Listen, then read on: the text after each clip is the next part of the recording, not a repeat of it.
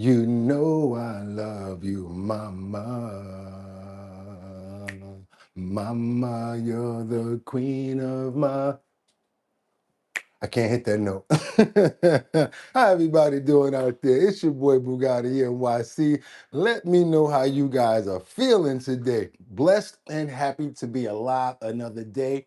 Hope you guys can hear me. If not, we in trouble. Yes, let me know if you guys can hear me. I think we got some audio over there. I saw the line jumping, so I'm assuming that we right over here. You guys, let me know if you guys can hear me so we can get these prayers started. Let's get these prayers in the air, you guys. Let's go.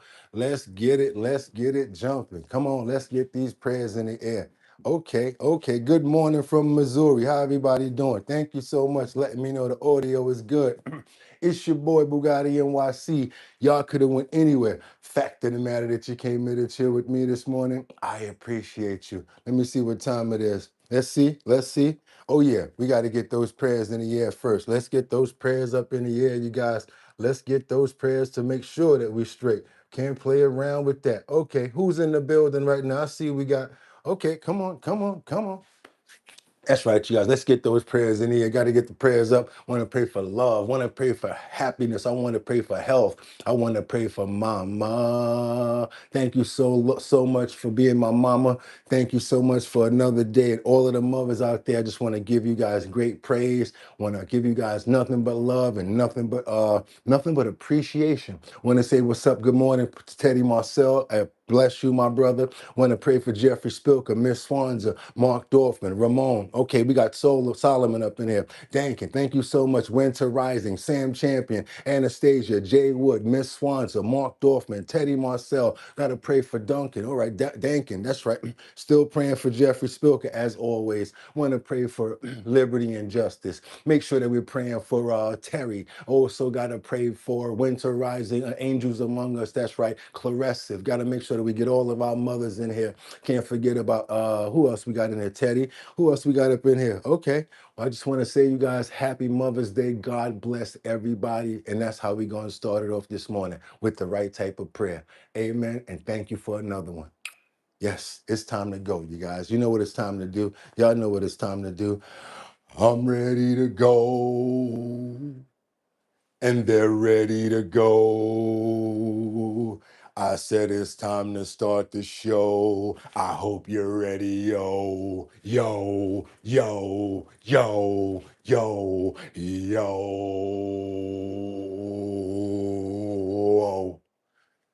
And we wind it up. Mm, mm, mm, mm. Wind it up. Mm, do, do, do, do. Wind it up. I said it's 6 o'clock somewhere. I think it's 6 o'clock here. Do, do, do, do, do, do, do, do, do, do, do, do, do. Time to do. It's time to start. Time.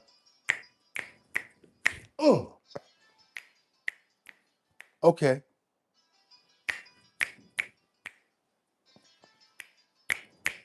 Olay, that's right, you guys got to start the show. And we got to open up those pores. Uh, uh, uh. We got to open up those pores. Uh, uh, We got to open up those. Uh. It's good to be back, or let's talk. That's right, y'all. It's time to rise and grind.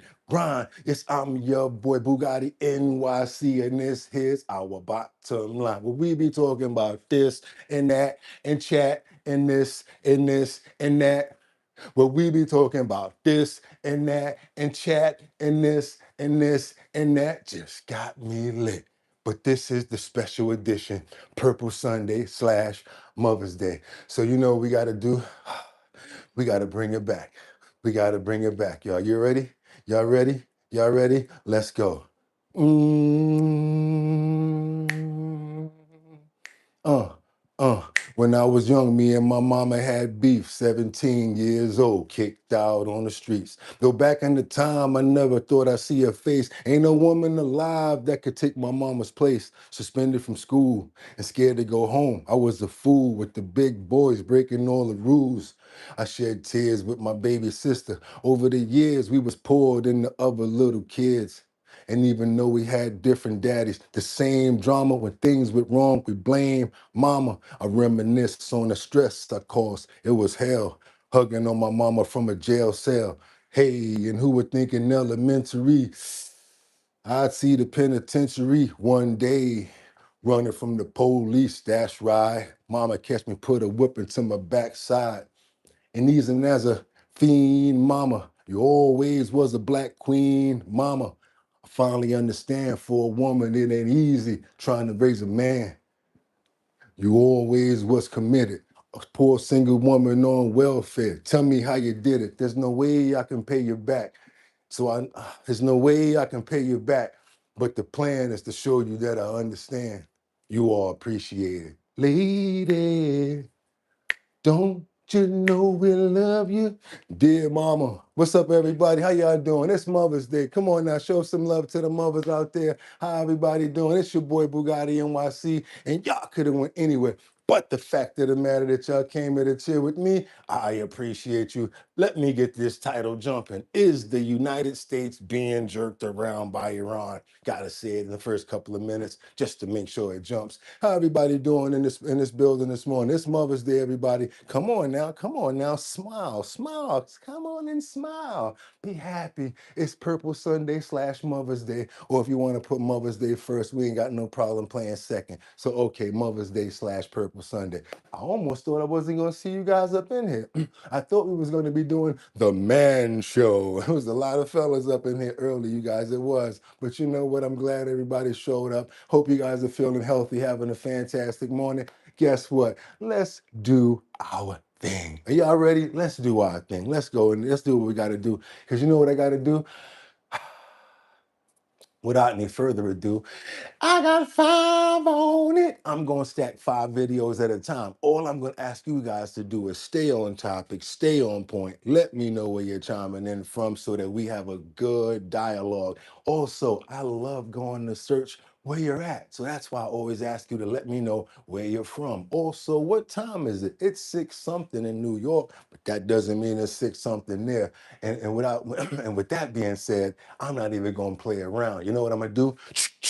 Let's get into these titles. It's time to get to work, you guys. Let's go. Like I said a second ago, Trump is the United States being jerked around by Iran. Somebody in the comments said, yo, bro, Iran is kicking our, can't say that word. Those fast boats are kind of quick and doing a lot of things out there. And I don't know, but we're going to get into it. We're going to see what we got over here because there's that plus much more in the titles. What else do we have here? We got a federal court that rules that Trump's 10% tariffs across the board is illegal. And guess what the judge is saying? Now you got to give all that money back to the corporations. That's right, you guys. Those tariffs that we got hit for because they put it on to us. Now, guess what? Boom, he's gonna have to get that money right back to those corporations. But he's trying to fight it. They're going back and forth in court. They just put back an appeal, so we're gonna see. Last but not least, what do we got here? We got never before seen spy cam imagery of Epstein's Island. Yeah, we got a little bit of footage of him sitting at his desk and a couple of other things. I know we showed you guys this before, but this is what I'm trying to explain to you. If they were able to hide cameras, how come they don't have more footage? Oh, it's just one question that I have for you guys. I thought that you would be interested in that. But with that being said, it's time for us to get to work, get your water, your tea, and your 55 coffee house ready, you guys. It's time to get it started. It's Purple Sunday / Mother's Day / Purple Sunday. Let's get it on, you guys. Let me get this audio working for us so we get this news going. See what the president has for us because he had some gaggle about the Mother's Day at a Mother's Day meeting at the Oval Office, or should I say the lawn. And yeah, President Trump, we're going to start it off this morning with this, and then we're going to keep on rolling. Good morning, everybody. Let's go. Let's go. Felt all their lives. They felt for so long. They've raised the most beautiful child that has taken, and they. Happy Mother's Day, women. Happy Mother's Day, ladies. Some of you I've known you for years, and others are unfortunately. Rose Garden. Anastasia, thank you. And I say unfortunately, it's a sad thing. Should have never happened. Should have never happened. In their honor, we've rapidly turned the worst and most dangerous border in the history of our country into the strongest border in American history. We have no people come in during the last 11 months. We have zero.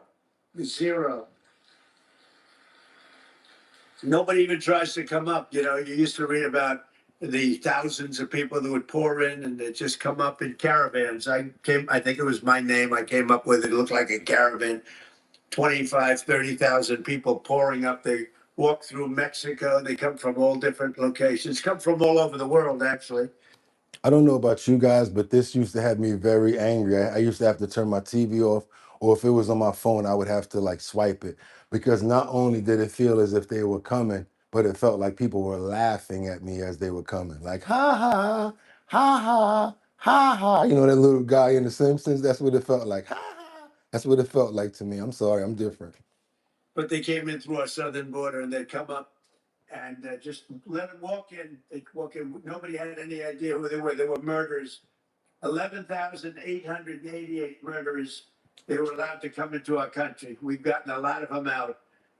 Many of them murdered more than one person. What a shame. What a disgusting shame.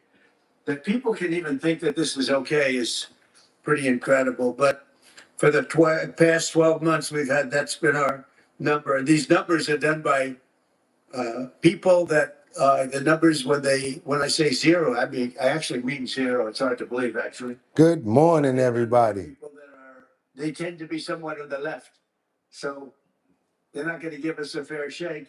And they say that people don't come anymore because they know they're not going to get through. So when they know they're not going to get through, they just don't come. And just on that, we save a lot of lives because that journey up from Honduras and El Salvador and lots of other countries, or from the Congo, where they drop them there and they walk up and they come through our country. They emptied the prisons of the Congo into the area of the southern border and then told them to just walk in because stupid Americans are going to accept you beautifully. And these were hard, mean, vicious criminals they allowed into our country. How anybody can vote for these people is hard to believe, okay? It's hard to believe. But to a friend of mine, Marianne Mendoza. Marianne, where is Marianne? Where are you, Marianne? I got to know you right from the beginning, right?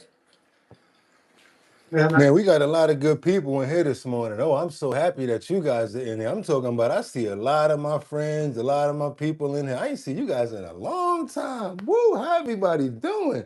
We got some people in here, boy. Yes, I like this. Yeah, this is how we do it. I see it. Let's go. We got to get on over to where this federal court basically ruled that President Trump has to give back the 10% across the board, the tariffs. Let's see what's going on. Let's see what's going on with this money. Well, federal trade court has ruled that President Trump's 10% across the You're welcome, Rose. are illegal. The president responding to yesterday's ruling last night. This is what he had to say.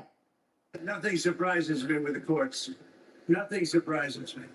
So we always do it a different way. We get one ruling and we do it a different way. Now, the ruling calls for the administration to stop collecting those tariffs from impacted companies and refund any prior payments. Well, the Trump administration is. Can we get the companies to refund us the money that they was adding because of the tariffs? How about that? Since everybody getting their money back, becoming whole, how they would say in court, right? Can we get our little, you know what I'm saying? That extra money that we had to give for Alibaba, the extra money we had to pay for the Temu stuff. Yeah, can we get all that little money back? Yeah, how about us? Expected to appeal. How about us? Yeah. Well, since they're appealing stuff, can we get our money back? Because we had to pay for extra shipping. Remember, stuff used to be like $8 and then you get it for like 12, and we'd be like, oh, we really got this for cheap. Then all of a sudden it was $12 and it was $45 to get it to you. Yeah, we went through that ourselves. Can they really get that right? We understand that shipping and handling is very important, but there's no way in the world that shipping and handling should outweigh what the product costs. It makes no sense what they're doing. $16 product, okay, let's say $5 or $6 to get it to you, depending on where it's going. You know what I'm saying? But when they start talking about $45 and all of that to get you a $16 product, Yeah, that's rip off. Let's keep on moving forward, you guys. Now we got to get on over to some more work that some more news that's coming in where they're saying, are we being jerked around by Iran? We got people in the comments that said that they're kicking butt. We got this former State Department official that's basically arguing that that is what's going on. Happy Mother's Day, ladies. Happy Mother's Day. Let's go. Let's see what's going on here. Thursday, Marco Rubio says the U.S. expects a response from Iran today. I also have a question for you guys really quickly. Do you think that Marco Rubio has the presidential gumption? We have to start asking this question now. Who do you think the Republicans are going to put up? I need to ask you guys that question. Do you think it will be JD or do you think it will be Marco Rubio? Because I think I see a little bit of presidential in Marco a little. I mean, JD, no doubt, but I think it's a little presidential thing going on here. This guy has a little bit of remnants of somebody that we know. Check this out. To a possible peace proposal. In the meantime, he says the message is clear. If the Iranians threaten Americans, quoting here, they are going to get blown up. What you saw yesterday was U.S. destroyers moving through international waters being fired upon by the Iranians, and the U.S. responded defensively to protect itself. That's what you saw. That's separate and distinct from Operation Epic Fury. Of course, we fired back at them. They were shooting at us. That's what I would expect to do. Only stupid countries don't shoot back when you're shot at. You know what I'm saying? Like, I don't know. You know what I'm saying? Like, I don't know. He got a little his hanging around somebody for a while there, really dropping them all of a sudden. I don't know. Only stupid countries don't shoot back when you're shot at. And we're not a stupid country. With that, let's bring in Christian Whiten, former State Department senior advisor during the first Trump administration and under President George W. Bush. Christian, great to see you as always. I mean, you know, the whole idea behind this is that even Trump is acknowledging that Tehran has agreed to these broader proposals, but then the next day he says they forget all about it. Right, which means they haven't agreed, Trace. Iran, of course, is also famous for entering into agreements and violating them. So you heard the Reagan era mantra of trust but verify. With the Iranians, it has to be mistrust and verify. And clearly, we're being jerked around. There is no agreement. There is no ceasefire. The president says there was. The War Department Hegseth says, well, this is below the threshold of when the ceasefire would be over. I think most of the American public thinks that if we're firing at the Iranians because the Iranians are firing back at us, also firing at our allies ballistic missiles at the UAE, we are in a state of conflict and need to react harshly.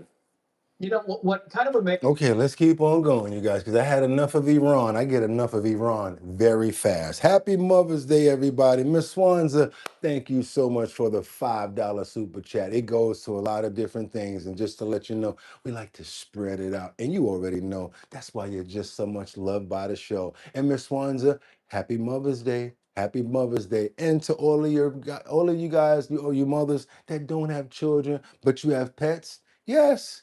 Happy Mother's Day to you because you're a pet mama. You're a fur mama. Even though they call you a human. With HOOMAN. Everybody show Miss Swanza some love. Thank you guys so much. And I hope you guys are having a blessed day. All of the mothers out there, because you know you work hard to do what you do. And if it wasn't for you, I think about it all the time. If it wasn't for my mom, I don't know where I would be. So yes.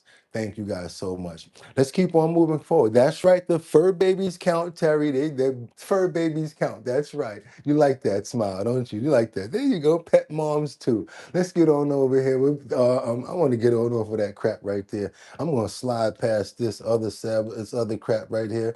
And now we're going to get on to, oh my God. It's time for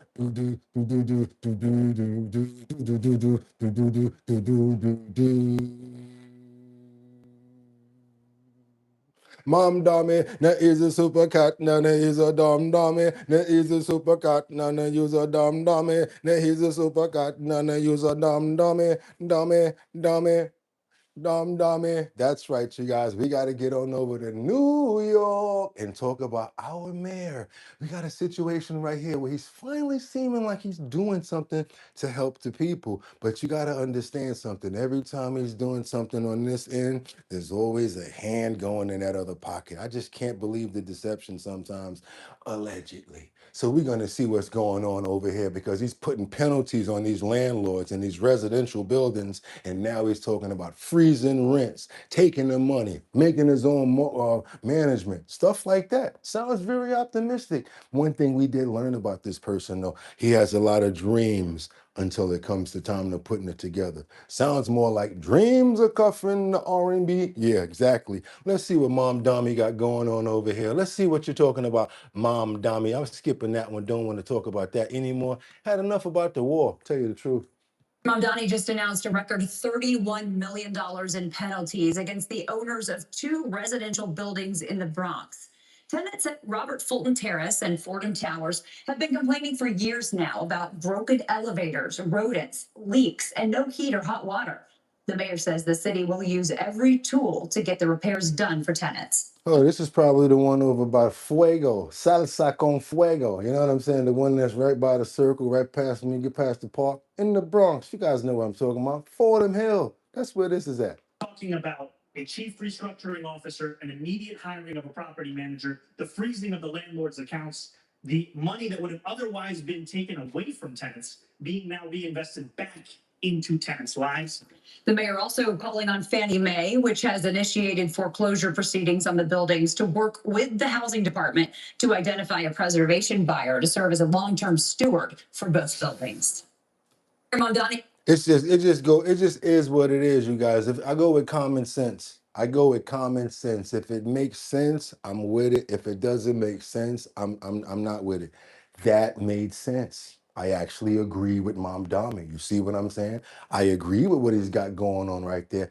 I think that's good for the people. And I wish that all good things like that can actually work. Those are things right there that I think he should be paying attention to. Residents, certain areas, management companies, and things like that. But when it comes down to talking about getting rid of police and other things like that, I'm just not for it. That's how we roll over here. You guys don't have to agree with me. I might agree with something that a Republican says. I might agree with something that a Democrat says. Just different my picks and chooses. It's just really hard for me to get behind one party like Frankenstein. I can't do that. I can't do it because there's other areas where both sides are doing things that I just don't agree with.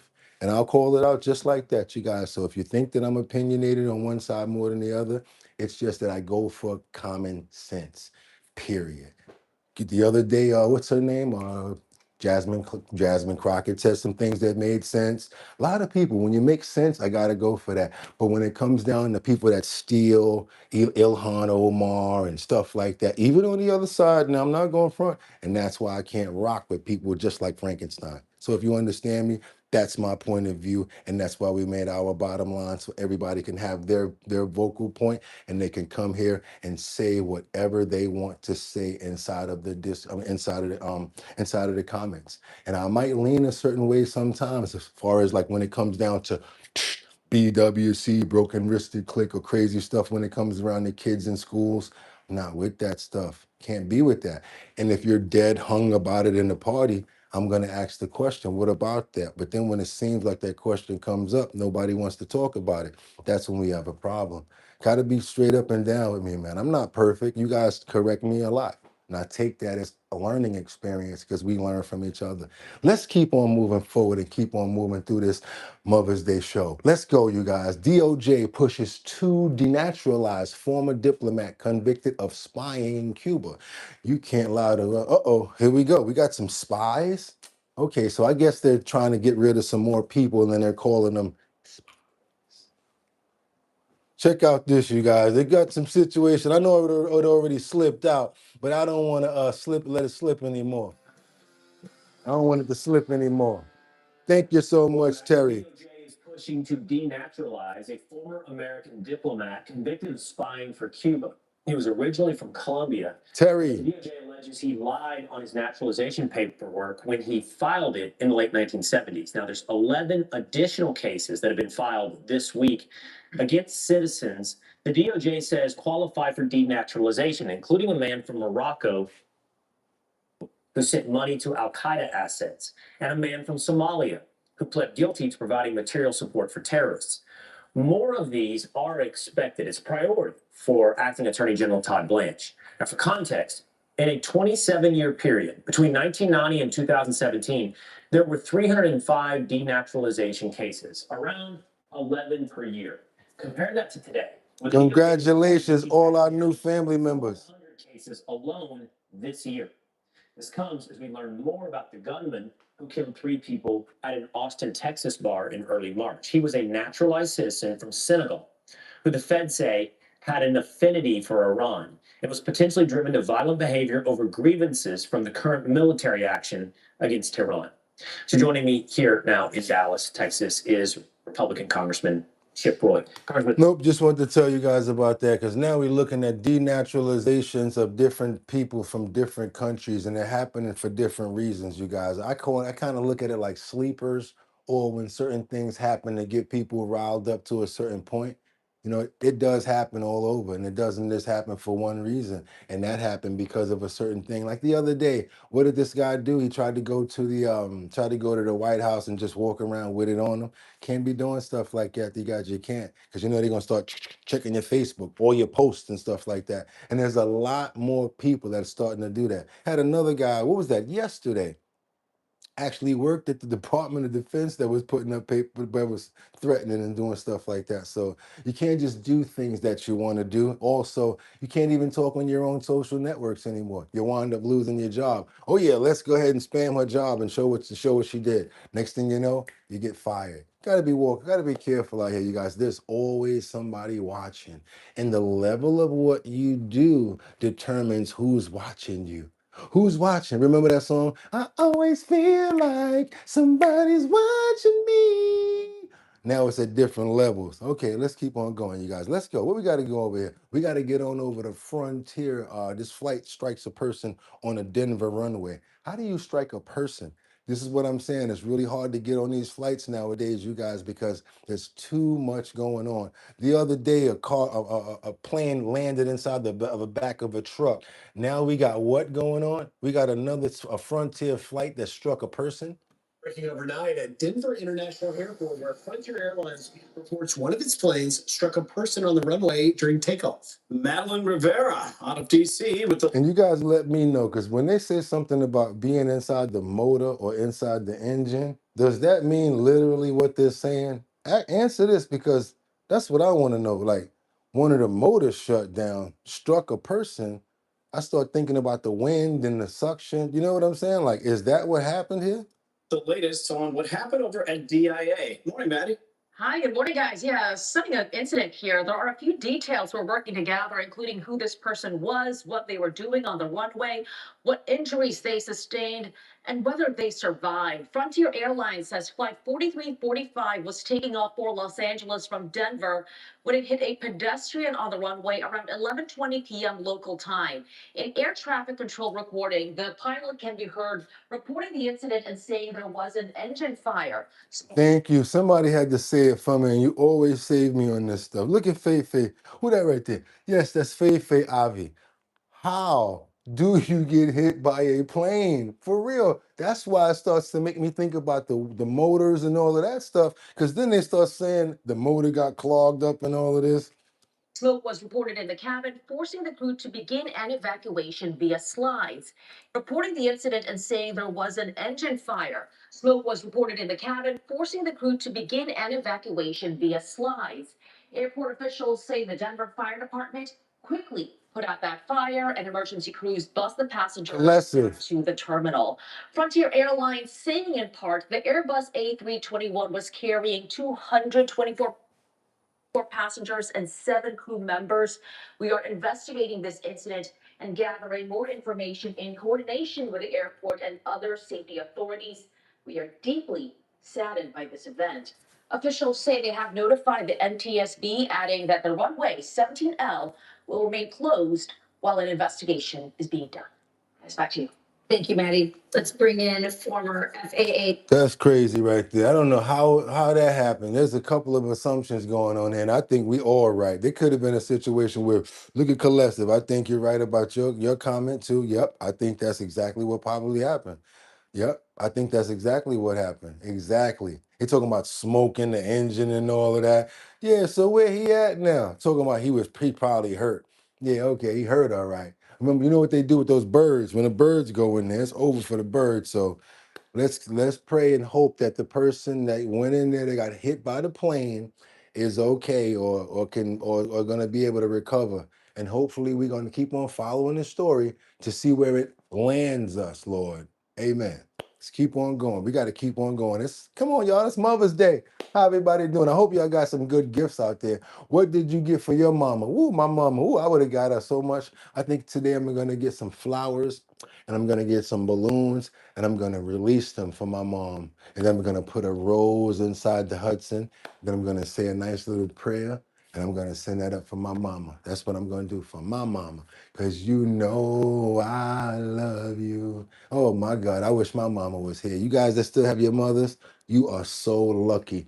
And I dare you to complain about her being sick or calling you too much. I'm not the one to tell that to. They be like, yo, Boogotti, my mom's. I'll be like, yeah, bro, but you're lucky. You can call her. I wish my mother can give me a spanking right now. How about that? One of the most intense that I ever got. I'll probably be running and crying at the same time, like, oh God. Man, listen, be happy for what you have, especially the people that love you. Let's keep on going, you guys. Let's go. Where we at right now? Oh boy, someone that you know and that you love. Is she a mother? I just want to know, because if she is, do you think she would be a good mother? Or would she be a, I don't want to say that word, but let's get on over to Minneapolis, where Representative Ilhan Omar, alleged attacker, wants to change his plea in a court hearing. Yeah, nope, it's not her, but it's the guy that squirted that apple cider on us. We're going to see what's going on with that guy. Let's see what's up with that. Happening today, we are staying on top of a number of high-profile court cases where people are expected to learn how much prison time they'll be facing. Today, a busy day in court with a myriad of people set to be sentenced in these cases in the state. Yeah, we're talking fraud cases, one involving a former teacher and a coach. You know, her is in our live center this morning with a recap of what we're looking ahead to today. Good morning. Hey, good morning, Tom and Kelly. We know 4 sentencings are scheduled for today in several different cases, including 2 in the Feeding Our Future fraud case. Now, one plea hearing also for the man who sprayed Congresswoman Ilhan Omar with apple cider vinegar back in January. Now, let's start with the Feeding Our Future fraud scandal case here. There are 2 sentencings. Sharmaki Jama pled guilty to 1 count of wire fraud and 1 count of money laundering. So he is expected to be sentenced today. Also, Filsan Hassan, he pled guilty to conspiracy to commit wire fraud and money laundering, also in the Feeding Our Future scheme there. Prosecutors say. So if there was no fraud there, why are they pleading guilty? I asked myself that question yesterday because they were like, no, there's no fraud here. She said, no, you guys are making up lies and all of that. How come they pleading guilty and not trying to fight this? Hassan claimed to hand out thousands of meals a week during the pandemic, but only served a fraction of those meals that Hassan claims to. So those 2 sentences happening today at 10 and 2. We'll keep an eye on that. All right. Winona High School And the sad part about it is they stealing from children, talking about they feeding children and they're not even giving them children those meals. That's the sad part about it. Other kids or people could have been getting some real meals from another place, but no, they're stealing it, pocketing the money and sending the money to Kenya. Yeah. And let me ask you guys a question. How many of you guys heard about the money that they was taking in briefcases on airplanes? How many people here know about the money that was leaving the United States on airplanes? Do you remember that? Yeah, pretty crazy. Let's go. Let's keep on moving forward because we got to get on over to New York. That's right, you guys. Accused of using funds it does not have in an ice fight. Let's see what's going on with Kathy Joku Hoku. Let's see what's going on with this one here because you know she never stops. She never stops. Let's see what's going on with this. Carol Markovitz is with me. She fled New York to live in Florida.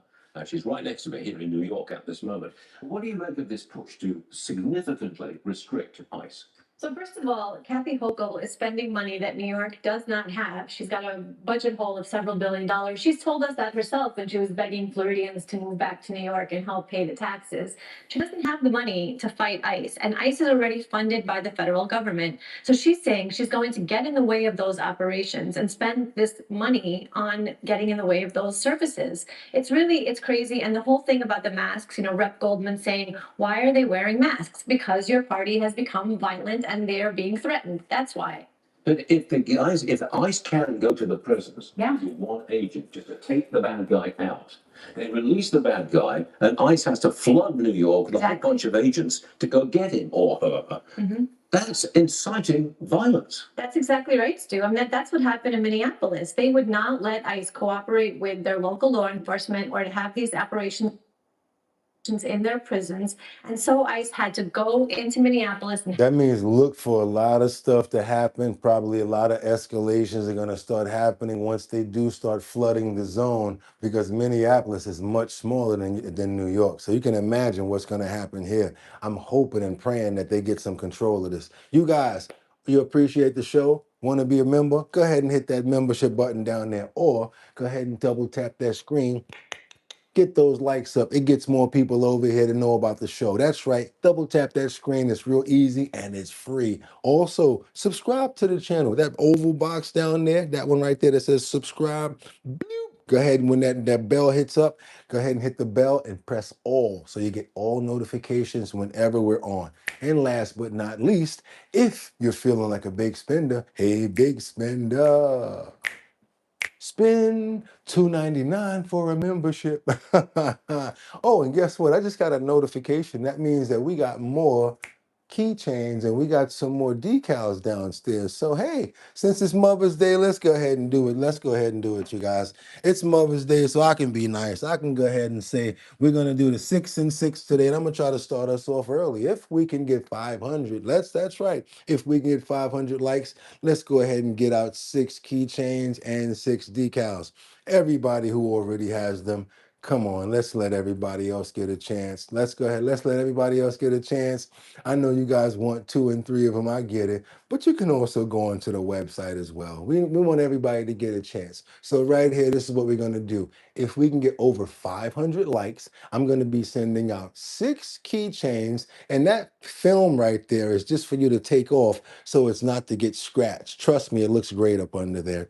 And then we also have the Our Bottom Line decal. That's so you can represent Purple Sunday. You might not want to put on a suit or that, but yeah, go ahead and grab your keychain or go ahead and put this on something so that you got it in representing the show, Our Bottom Line. Yes, you guys, that means if we can reach 500 likes, I'm going to randomly select 6 people for this and 6 people for this. How do you do it? All you got to do is send me an email with your address, bridgethisllc@gmail.com. That is bridgethisllc@gmail.com. One more time, bridge, BRIDGE, this LLC@gmail.com, and I will make sure that you get your decal and your keychains. Let's keep on working, you guys. Let's go. have, be on the streets and have these incidents happen. New York doesn't want that. They need to cooperate with ICE. ICE is there to do their job to get rid of criminals. I think they want confrontation. Yeah. I think she wants a little violence out there, bring in all kinds of voters to her. Okay, Terry. She hates ICE. Yeah, rile them up right before her reelection, and I think that's absolutely correct. The former mayor of Boca Raton. Let's keep on moving forward, you guys. Yeah, because we got that little spy cam video that we spoke about already. We've already saw this before. Wait a minute. Hold on a minute. Oh, no. We got a breaking news story I got to get into before all of this other stuff. We got some breaking news. Okay, okay. I'm just making sure we're not stuck. I saw myself leaning down there on the thing. I don't want to play around. How everybody doing this morning? Be right back. She said 10 minutes. You got to go down and grab some breakfast. Hey, Terry, what are you eating for breakfast, though? We nosy. We want to know what the diet is. Because we know, you know how we get down on it over here, especially with the health and wellness selection. I can't wait to let you guys see what it is today. That's why I'm trying to rush through this other news to get to it today. Because today, you guys are going to actually learn Tai Chi. That's right.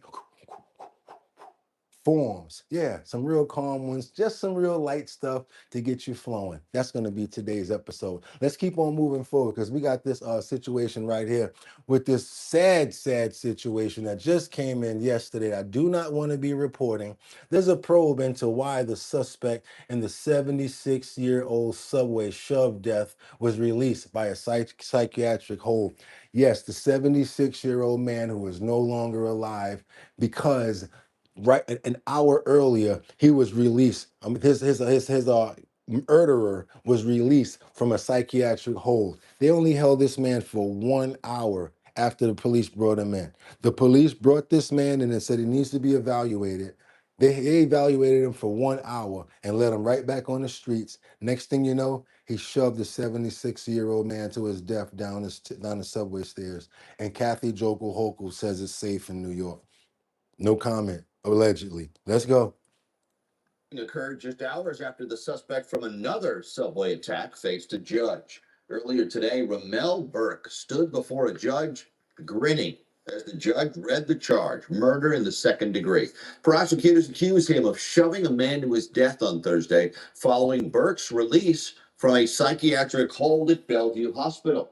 Eyewitness News reporter Anthony Carlo has the story, and he joins us from the newsroom. Anthony. Joe, prosecutors say Ramel Burke uttered not a single word before shoving 76-year-old Ross Falzone down a flight of steps at a Chelsea subway station Thursday. Burke, as you mentioned, stood before a judge today, grinning from ear to ear as he was arraigned on one count of murder in the second degree.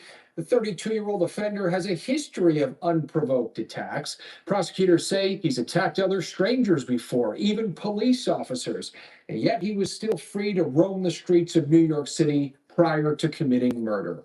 Prosecutors say Burke approached the victim from behind at the 18th Street subway station Thursday night. There was no altercation, not even a conversation, before Burke used two hands to forcibly shove Mr. Falzone down those stairs. Falzone was thrown into the air before crashing down onto his head, lying lifelessly at the bottom of the steps with a fractured spine, broken rib, and traumatic brain injury. He died early Friday morning. Burke has been arrested several times since February. He injured 3 police officers in an unprovoked assault at Duane Reade on February 2nd. He was arrested for burglary after breaking into an MTA storage room on February 14th. And on April 2nd, he allegedly kicked a man after he and his girlfriend tried to move to a different subway car. Burke requested psychiatric help following that arrest. Here's some of what Mayor Mamdani said after Burke allegedly committed Thursday's murder just hours after being let out of Bellevue. New Yorkers deserve answers. That's why I've directed New York City Health and Hospitals to conduct both an immediate investigation on what steps should have been taken to prevent this tragedy and a comprehensive review of their psychiatric evaluation and discharge protocols. And you the same one that want to get rid of the police and then bring in more of this stuff, talking about having people, psychiatric people running up on people with paperwork, talking about, are you okay? Man, listen, we don't need more of those. We need more cops on the street, because if they was patrolling in that area, that probably wouldn't have happened. Or if they would have left them in jail instead of taking them over to that hospital. And how do you let somebody out that fast? That doesn't make sense. What type of evaluation can you really give somebody in an hour? At least 24 hours. Are you serious? Police took Burke to Bellevue Thursday afternoon after they found him acting erratically outside a precinct. Burke was taken into the hospital's comprehensive psychiatric emergency program for evaluation and treatment, but police say he was released less than an hour later. He then allegedly killed Ross Falzone. The judge today held him without bail. His next court date is May 14th. Tanya? All right, Anthony. My bad. Less than an hour. So my mistake. Probably why, right? And it's going to be something that you guys are probably going to disagree with me, or you may agree with me. He probably didn't have any medical insurance. So the hospital was like, we ain't even doing it because we have to bill them and we know we're not getting paid. I don't know. That seems like probably would have been a reason to me, because they ain't getting no moolah out the deal. Let's keep on moving forward, you guys, to this footage and this spy cam at Epstein Island after we get this prayer in the air for this 76-year-old man that lost his life to the terrible tragedy that he did not expect on 18th Street, in an area that's 2 blocks away from the precinct, on the same avenue, 2 blocks away. 2 streets away, not avenues. Left 1, left 2, up the block, precinct right there. No excuses. I just want to pray for the man. I want to pray for his family. I want to pray for everybody down in Chelsea now, because that's where we got the business going, and I didn't think it was going to get to touch us, but it just touched our area, you guys, and I'm talking about it's bad. So I hate to report this, and everybody in our area, and everybody that we cover, you know what I'm talking about. Praying for everybody, all of the buildings, and everybody down there. Amen. That's my So my business is at. I mean, it's crazy. So man, I know exactly where that's at. Get off the train right there all the time, all the time. And the thing about it is the crazy people and the people that don't have money, they go around in the rich areas. They start to do that a lot now, messing around in the doorways and the foyers. You got a two-family house, they go down in a lower place and be messing around, trying to break inside. And the police say, well, if they don't break in, we can't charge them. And you know what they don't call it? There's no such thing as anymore, right? There's no such thing as trespassing anymore. Try to explain that to you guys. If you call the police and say, hey, we got this guy in our building, we need you to come get him. The police have to come and ask them to leave. Do you hear what I'm telling you? Hey, could you get out of here? And then if they say no, then they can arrest them. But as far as anything else, they can just stay in the building as long as they want. Cops come and say, hey, go ahead and leave, then they'll leave. What happens with that is they keep leaving, and then they come back. They keep leaving, and they come back. That's why you got people sleeping all in the buildings and doing crazy stuff, because they're so soft on policy. And we got people that's running the police office, police department that don't know what the hell they're doing. Let's keep on moving forward. Let's get that Epstein spy cam footage and see what's going on with this. Got to be honest with you guys. I think we already had this footage before, but they're making it a big deal now, just like the letter that we already knew about. We got a situation right here that's coming out with this footage of spy cam in Epstein's Palm Beach home, verified by Channel 4 News. Yeah, we did this about 6 months ago, but they breaking this now. So this is, I can tell you what this is because I know what it is. This is Jeffrey Epstein's office inside of the, oh, you know what though? You know what I just noticed? And I gotta check myself. The other ones had redactions. I don't see any redactions on this one. Okay, let's get this right, Boogotti. This is Jeffrey Epstein's office on Zorro Ranch. I'm sorry, on Epstein Island, which is Little John, right? Little John Island. As you can see, there were hidden cameras all around that he placed in different places, behind bookshelves, or different like adjacent walls and stuff like that. I guess because he liked to get footage, of course. This is one of those spy cams, and it's probably slowed by 50%, like they say, and it's kind of like, you know, choppy or whatever, but you can still make out the figures if you see what's going on. They're claiming that there's underage girls hanging out with him in his office, and as you look at the figures, you can kind of like tell by the body shapes. But yeah, this is supposed to be spy cam footage.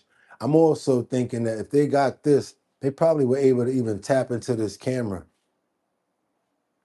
He's got like robes on. It's just like the whole time, I guess he's in a robe this time. Now he's got the robe on, clothes on. So yeah, they got tons of footage of him actually there at the island. This is why I always say, where's the rest of it? This is only a little bit of it. I know there has to be much more. No, there's no audio at all. But yeah. So I guess that's being released now, and that's what they're talking about after this letter that we already know that wasn't really so important. We thought it was kind of suspect that now they want to bring it out. I think they're just trying to give us information just to quiet us down for a little while, but we've been on this thing for too long, so we know better. Let's keep on moving forward, you guys, over to Kash Patel as he praises DNA breakthroughs in a decade-long serial R-word case. We got a couple of things coming from Kash right now. Let's see what's going on with this. And I actually have to applaud the Indiana police on this. Let's see what's going on over there. The Marion County prosecutor and Marion County prosecutor's office is announcing that we have filed 30 charges today involving an allegation involving a serial rape case that has taken place here in Marion County over the span of a number of years. The first incident that is described in the probable cause affidavit occurred in 2013. The final incident occurred in 2024. As a result of that investigation, we are going to file 30 charges against the defendant. Many of those charges are the most serious charges that we are able to file on the state of Indiana. They involve level 1 felonies, which carry range of penalty from 20 to 40 years. And this is actually also under the old code in 2013, which would be an A felony, which is 20 to 50 years. So we were talking about a significant level of punishment that is potentially out there based on the charges I filed today. Just briefly about the facts, this is one of those cases, and the allegations contained in the probable cause affidavit are absolutely horrifying. we have completely innocent victims who were attacked and had to endure just unspeakable things. And unfortunately, it was not limited to just one individual.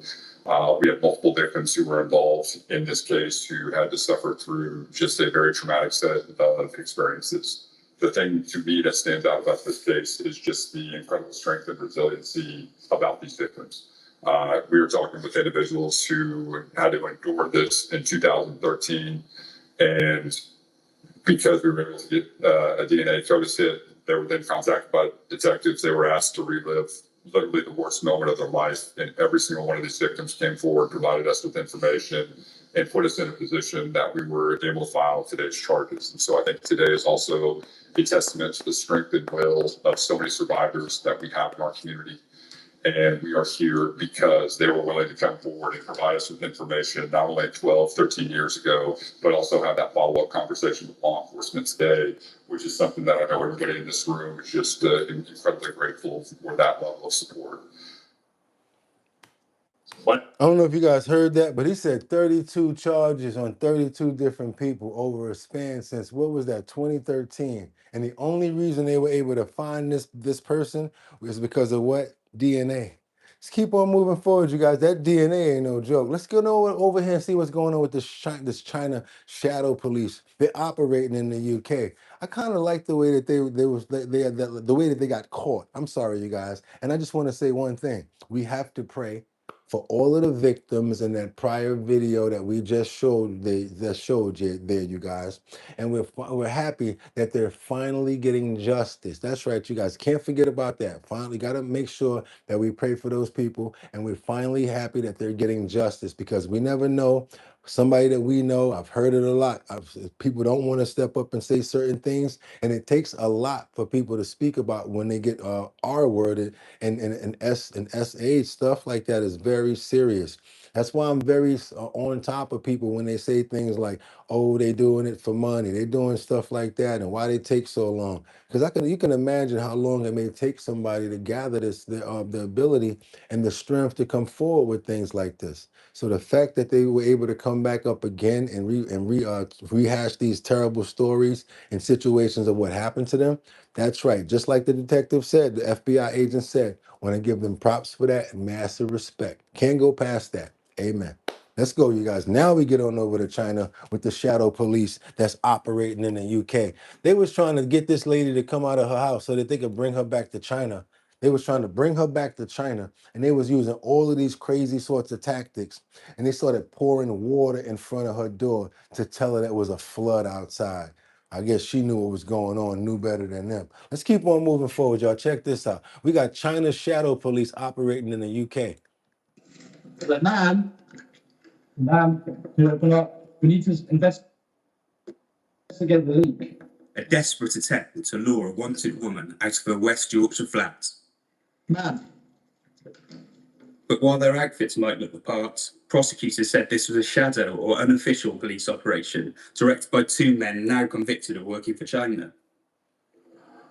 So they calling this the shadow popo, and it was directed by two guys trying to work for China. You know what I'm saying? Over in the UK, trying to get this lady to send her back to China.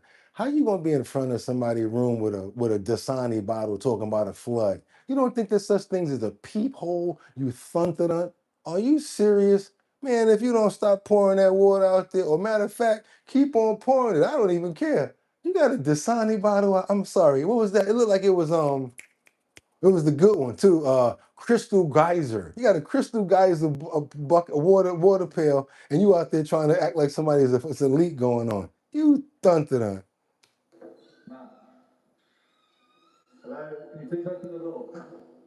For days they watched and targeted a woman called Monica Kwong. She fled from Hong Kong to Pontefract, accused of a multi-million-pound fraud, which she denies. You really want us to keep knocking on the door, no? They tried to coax her out, even using a fake delivery driver with no authority under UK law.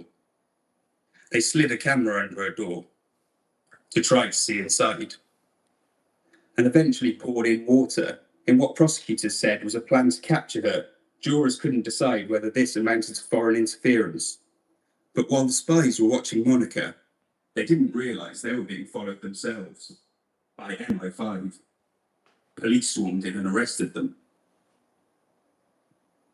The group's ringleader, retired Hong Kong Police Superintendent Bill Wen. Prosecutors said the 65-year-old ran the spy operation from his office, working for the Hong Kong government in London. He recruited 38-year-old ex-Met police officer Peter White and Matthew Trickett, a former Royal Marine, who used their jobs in borders and immigration to research their targets on Home Office databases. 37-year-old Trickett took his own life before the trial began. But Wen and White, who was paid up to £2,000 per month, are the first people to be found guilty of spying for China under the new National Security Act. Among their many targets, China skeptic MPs like Ian Duncan Smith. But their main focus was Hong Kong exiles living in the UK, wanted by China after the crackdown on pro-democracy demonstrations in 2019. They included activist Nathan Law, who despised films going into the Oxford Union to give a speech in 2023. The group also targeted Labour rights campaigner Christopher Munn. Hong Kong authorities have offered £100,000 for any tip-offs leading to his capture. Yeah, you guys, we do news from everywhere, so stop hating. We got to cover everywhere. We got to cover everybody. Everybody get their 2 minutes. Everybody get their 2 minutes. We don't only cover Indianapolis, Denver, New York, California, Miami, Oakland and Texas and those places, Maine and all of that, Ohio and San Francisco and Durango, California, Colorado. We cover everywhere. It's a fair move around here. Jordan Dowdy, thank you so much for the $2. $2. Remember that $2 in that video? In that movie, there was like $2. Give me my $2. That little boy just kept on following him for his $2 for those newspapers. That was a good throwback right there. Let's keep on moving forward, you guys, because now we got to get on over to Brooklyn's in the house. Got a situation where the police are allegedly helping to cover up, fix this off the hit, and run a lawsuit. Let's see what's going on with this one over here, you guys. We got a cover up going on in Brooklyn. Is this what's going on here? Car accident, a fight, threats. A new lawsuit says Brooklyn police helped cover up crimes committed by one of their own. It alleges police failed to investigate Officer Paul Steen after he was accused of fleeing the scene of a car crash and then pushes and kicks the man he hit. Investigator Sarah Buttison joining us with more on this. We heard about this one. And we know about this from yesterday. Von Wyckoff filed against the city of Brooklyn, its police chief, and 5 officers. We're going to show you why he says his rights were violated after Sergeant Paul Stein hit his vehicle. It all started on I-90 in Westlake, while Von Wyckoff recorded this video on his cell phone after he says Brooklyn police officer Paul Stein hit his car and fled. He says Stein, who was off duty, was driving recklessly. The kid was running through everything, lights, shoulder on the highway. Wyckoff followed Stein all the way to the Brooklyn Police Department and confronted him at the employee entrance. You can see Stein shove and kick Wyckoff. Then 4 officers came outside to talk to him. What happened? A cop hit my car and drove the highway. Wyckoff also told the officers he smelled alcohol on Stein's breath. Did y'all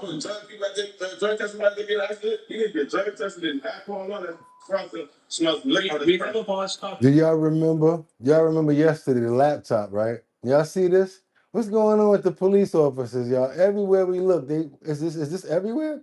Yesterday was a laptop, a MacBook Pro. He took it all the way to his house. He was keeping it for safe keeping for the person that lost it. Looking to him right now. Stein was hidden inside the building.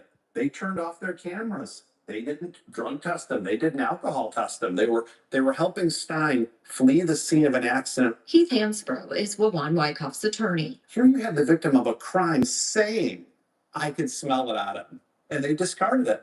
They didn't help him. After the incident, Chief Scott Milkey found Stein committed traffic violations, but said the skirmish shows no policy violations. This was an incident where there was police brutality captured on camera with the actions of the police officer, including the chief of police, acting to cover those up and facilitate the crimes. Then, several months later, Stein was fired, but not because of the Wyckoff case. Body camera video captured Stein repeatedly punching a woman who was handcuffed. He was charged with misdemeanor assault. The lawsuit also alleges police ignored red flags about Stein's behavior for years. A 2023 performance review Let's see commended this. Stein for reducing the number of citizen complaints against him. The lawsuit also says Chief Milkey violated Wyckoff's rights when he told Wyckoff what he would do if Wyckoff followed him. Why isn't he in jail? The chief resigned 2 days after Wyckoff filed the lawsuit. We're very glad Chief Milkey is gone, but 'Cause he was even threatening him even more. He said, I would have pulled my hammer out if he would have followed me. That was even worse. it's too little too late. I reached out to the department's acting police chief about this lawsuit. She declined comment due to the pending litigation. I also reached out to Paul Stein. He also declined to comment. He pleaded not guilty to the assault charge and has a final pretrial in Crystal, court on Monday. thank you so much. Uh-oh. They fighting for the spot today up in here. I see y'all making it personal today. Somebody want that top spot. Everybody like, yo, you know what? I could touch that top spot today. Crystal, okay. What's up, Jordan? How you doing? Okay. Let's keep on moving forward. Thank you, Crystal. Thank you so much. Everybody, show Crystal some love. There we go. We got to get on over to Germany. That's right. We go everywhere. I was thinking about some German chocolate cake when I was little. The coconut chocolate frosting. Oh, I'm sorry. Yeah, we're doing the show right now. My bad, y'all. Let's keep on moving forward. Remember that chocolate? Let me stop, y'all. We got a situation in Germany where the police say that several hostage, yes, are being held inside of a bank. Yeah, y'all. Come on. Yeah, come on. Check this out. Several of them, including one cash transport driver, were taken into a savings bank. And you know we got to be careful with this here.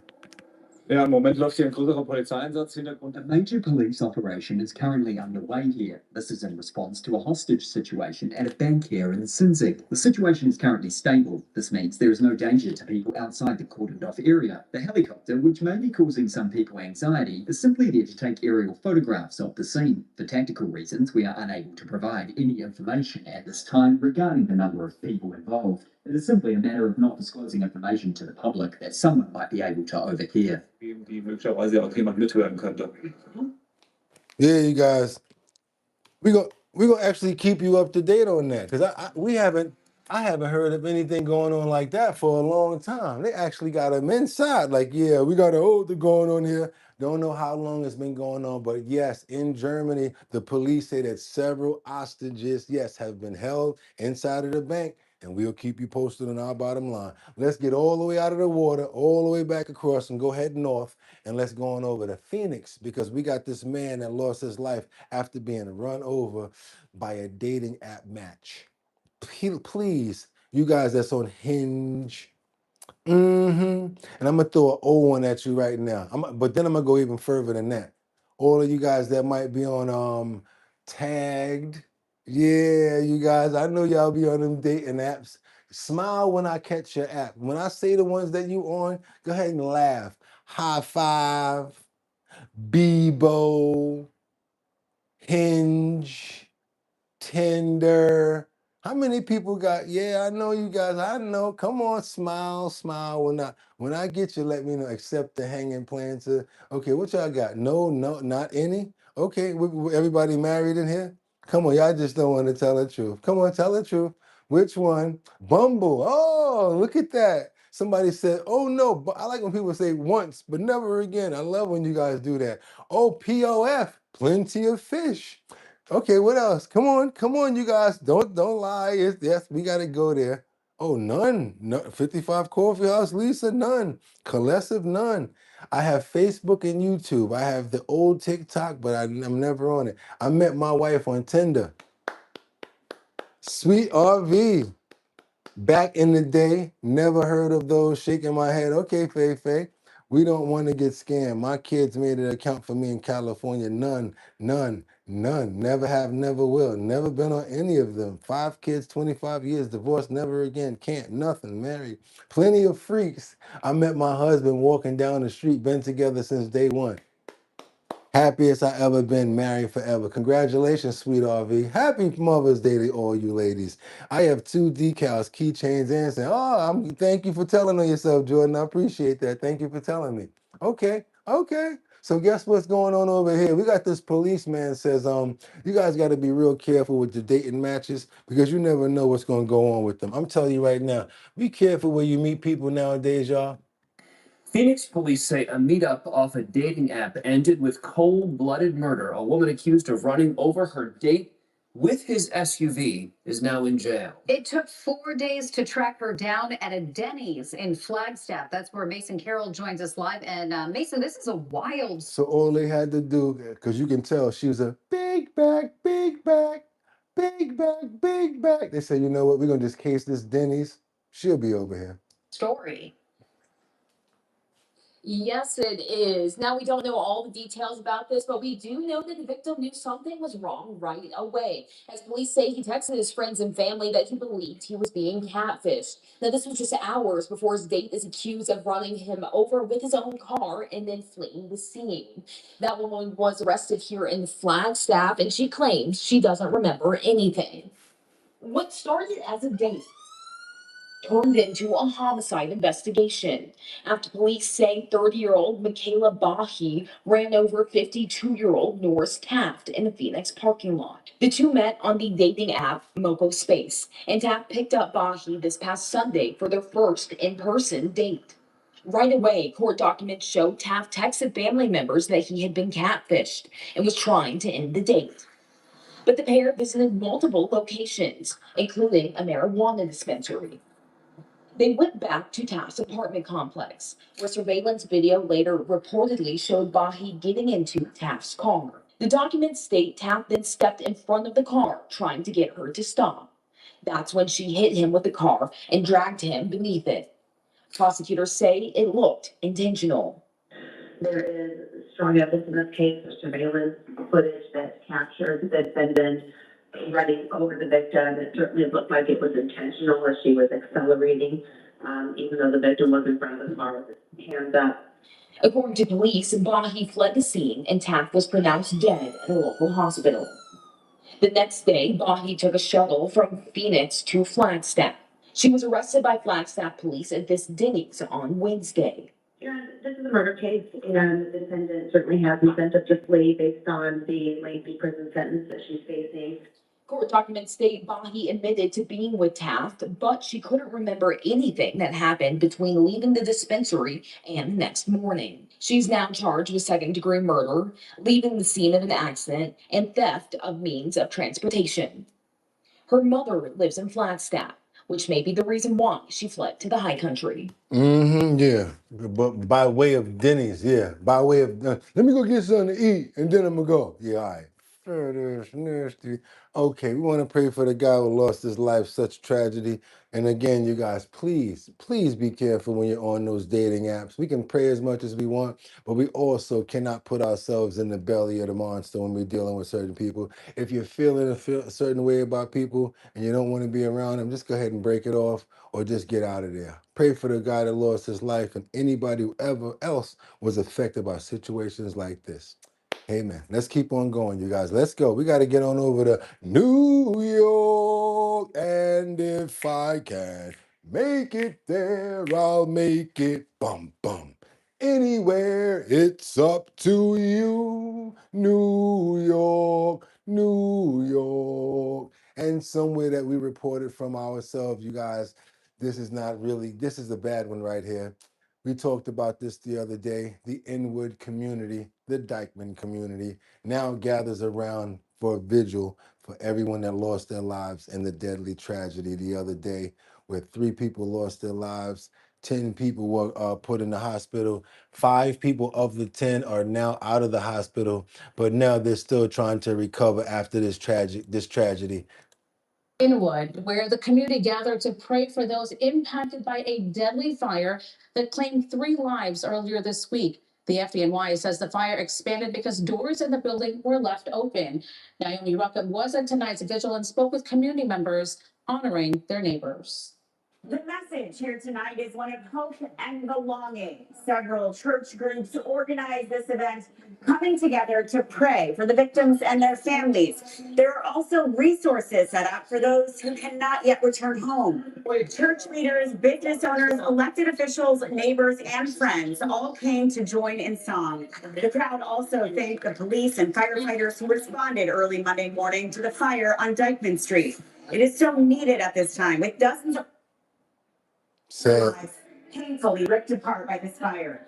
3 people died, more than a dozen were hurt. We spoke with one woman who tells us her apartment on the second floor is destroyed. Lillian De Los Santos came here to pray with her community. She and her roommates threw themselves from the fire escape in her room to get out. One of her friends was badly injured. She spoke to us in Spanish, and a church leader helped translate. She said because her room, since she does her roommates, if she wasn't there, she said there was no way because her room, the exit had locks on it. So she wasn't there to open it, then it would have all passed away. The fire marshal is investigating the cause of this fire. Several fire victims are still in the hospital, including a mother and her 3 children in critical condition. At least 30 residents are displaced. The Red Cross has also been working with these families to find them temporary housing. Residents also tell us they've been relying on their neighbors for food and other basic needs. This community vowing that they will support one another. I noticed that there's double buildings over there. There's 2 buildings. And it seemed like the people are letting them stay in their apartments. The pizza shop across the street, the restaurant and everybody, they're really kicking in and taking care of these people in this community, you guys. I love the way that they're doing this. Faye, I understand what you're saying about the doors are left open in order for air to flow, but that should not be the way. Open your window in your apartment if the air needs to flow. You don't need to leave your front door of your apartment open because those are fire doors for a reason. That means that if the door is closed, it'll prevent a fire from going to the other side. Whereas if you got the doors open, now it can spread. Not only can fire spread, but more smoke. And that's what really makes people not be able to see, navigate. They can't breathe. Most of the time, that's what really takes people out before the fire hits. It's the smoke, the dark black stink smoke burning and all of that. So yeah, it's a very serious situation. And we definitely want to pray for everyone who was involved.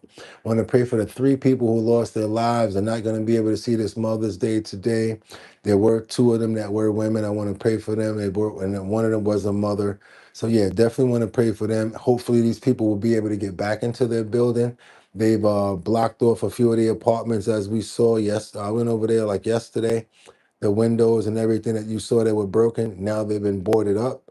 So after that, we know that they're possibly going to be going to look at the damage in the units to let some of the people go back into the units that actually are what they call habitable. Thank you guys. I want to pray for everyone that's going through this situation right here. Amen. Terrible situation, but they're gonna get through it because they're taking care of each other, and that's a strong community right there. See what I'm saying, you guys? Good community, take care of each other the same way we do over here. You know, we take care of each other the same way over here, and I love that. I might be down one day. I might need you guys. You know what I'm saying? Anybody here, when you guys feel a certain way, sometimes we may have to look out for each other because ain't nobody perfect. You never know. Each one teach one, and that's why I try to say. Try to put in a buck, maybe $2, $3 or whatever like that, because numbers, the power of numbers is very important. And we really try to help a lot of people out. Look at what it's doing for Nova and those other guys and our family members that need our help here. We try to do as much as we can do as well. Let's keep on moving forward, you guys. Let's go. We got this woman that was accused of smuggling a inside of a cane. She's going to court. We showed you guys that the other day. Remember the lady that went inside of the courthouse and she had the cane with the sword inside? I said she was like thunder, thunder, thundercats. She literally went inside there with a sword, you guys. Not the sword of omens, but yeah, she went inside of the courthouse with a sword and she got locked up and now she's going to court.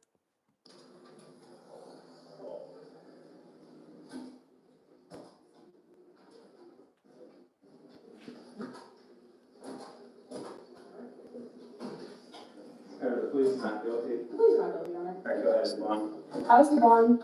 Thank you. Your Honor, Al Dalton is a small business owner and an active and engaged member of the Cincinnati community. Al grew up in Anderson Township, attended Ohio University, and is now a downtown resident. They volunteer at Food Not Bombs, as well as volunteering to give free haircuts to people who are unhoused. This case has received a fair amount of media coverage, which lacks some important context that I would like the court to consider when setting bonds. The cane that several of these charges center around was confiscated before Al took the floor at a public meeting. The council and mayor then allowed Al to make their entire statement at that meeting, which was given in a calm and measured tone, which expressed concerns about. What's crazy, as soon as they get in front of the judge, they be like, hi, hi. I mean, like, you know, they try to look all nice and they try to look all cool and calm and everything. Meanwhile, when they was in the front of the committee acting up, they act different now. How come they're trying to be all civil? Yes, Your Honor. I don't know, Your Honor. All of a sudden, they're in front of the judge and it's about them, right? Misconduct of public officials, at which point they then turned to leave. It was at that time that they were taken under arrest. I think these facts undercut any presumption that Al poses a risk to themselves or to the community. It seemed extremely possible that had they been allowed to just leave, that none of this would have happened and we wouldn't be here today. I'm asking the court to release my client on her own cognizance.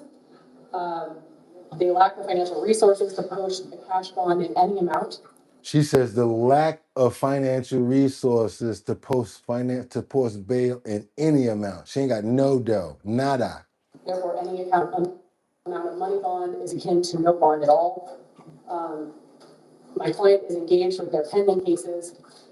There have been no alleged acts of violence, no allegations that a weapon was wielded. Oh, so she got pending cases too. Okay. They saying any amount of monetary that you give her as a bond will be basically trying to say you're not trying to let her out of jail because she ain't got no dough. Anyone or that expressed threats were made to anyone. Now all of a sudden we start to see the sad songs when they get in front of the judge. Well, you know, Your Honor, I was alone. I was a single child. I was raised by one mother in a poppy field.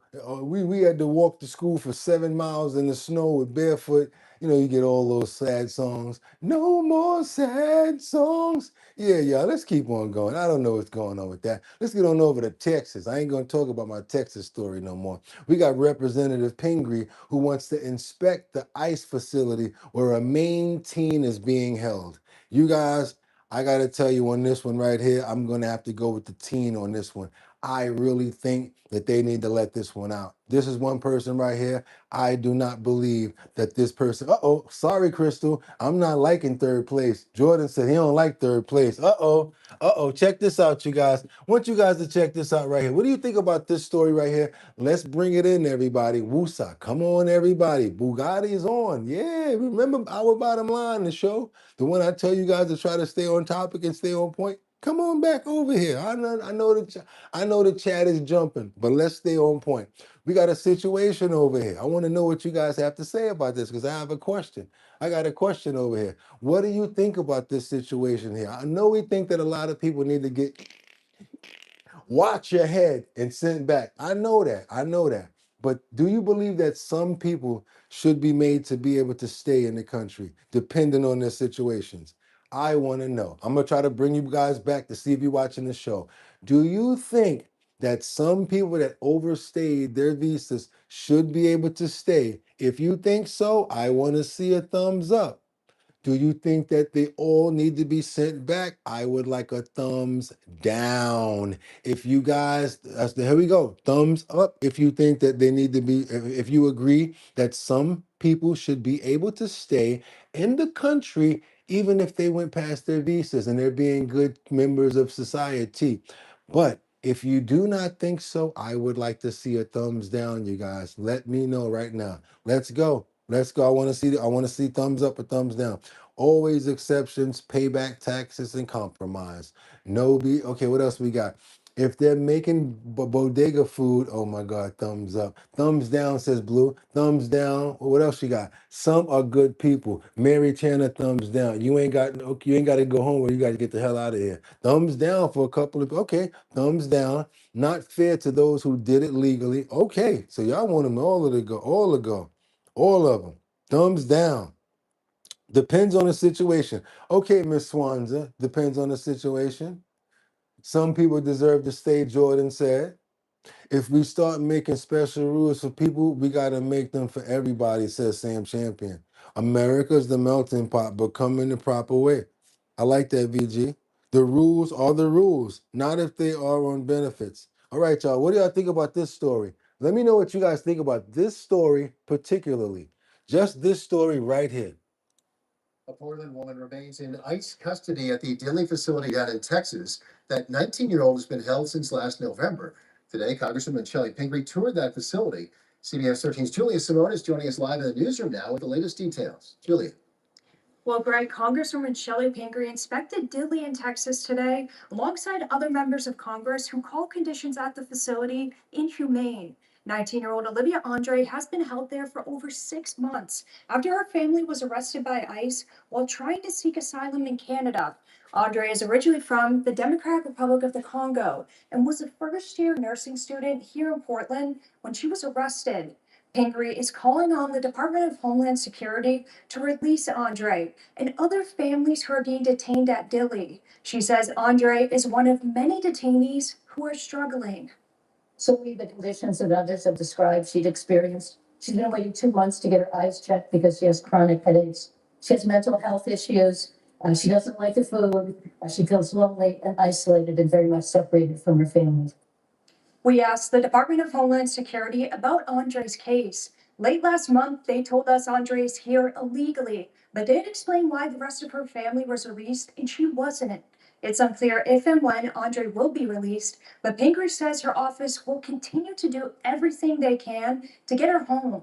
Ahead at 6, what other members of Congress want to see happen when it comes to Dilley? Live in the newsroom, Julia Simone, CBS 13 News. Okay, you guys, I thought you guys would probably go the other way because of the fact that she was a nursing student. But I see you guys are holding strong to your ideas. You don't care if she was a nursing student. Y'all like, hey, come here the right way, do what you got to do. Nursing student with awards or not. Okay, I see where you guys going with it. I see where you guys are. Good morning. Okay, what else you got up there? Tough situation, huh, Angels? Hey, you saw that, right? You guys saw that, right? Rules are sometimes made to be cruel. Whoa, let's keep on moving forward. I ain't gonna say the rest. Let's get on over to Indiana. I'm going back to Indiana. Let's go on over there. Yeah, we got an 18-year-old man who was arrested, locked up for doing a pow pow at the Little 500 weekend. Yeah, y'all, let's keep on moving forward. Let's see what's up with this. And tonight, an 18-year-old is formally charged for his alleged role in a shooting in Bloomington over a Little 5 weekend. Yeah, he just made his first court appearance as police are now releasing new information on the investigation. Ella Rhodes brings us the latest now from Bloomington. Lewis May faces 4 felony charges for his alleged involvement in a shooting outside of Five Guys on Kirkwood Avenue in Bloomington. Police now say there were actually 2 separate shootings that happened on April 26, within a very short window of time. One outside the Five Guys on Kirkwood, injuring 2 women. The second outside the Chipotle, just across the street, injuring 3 more.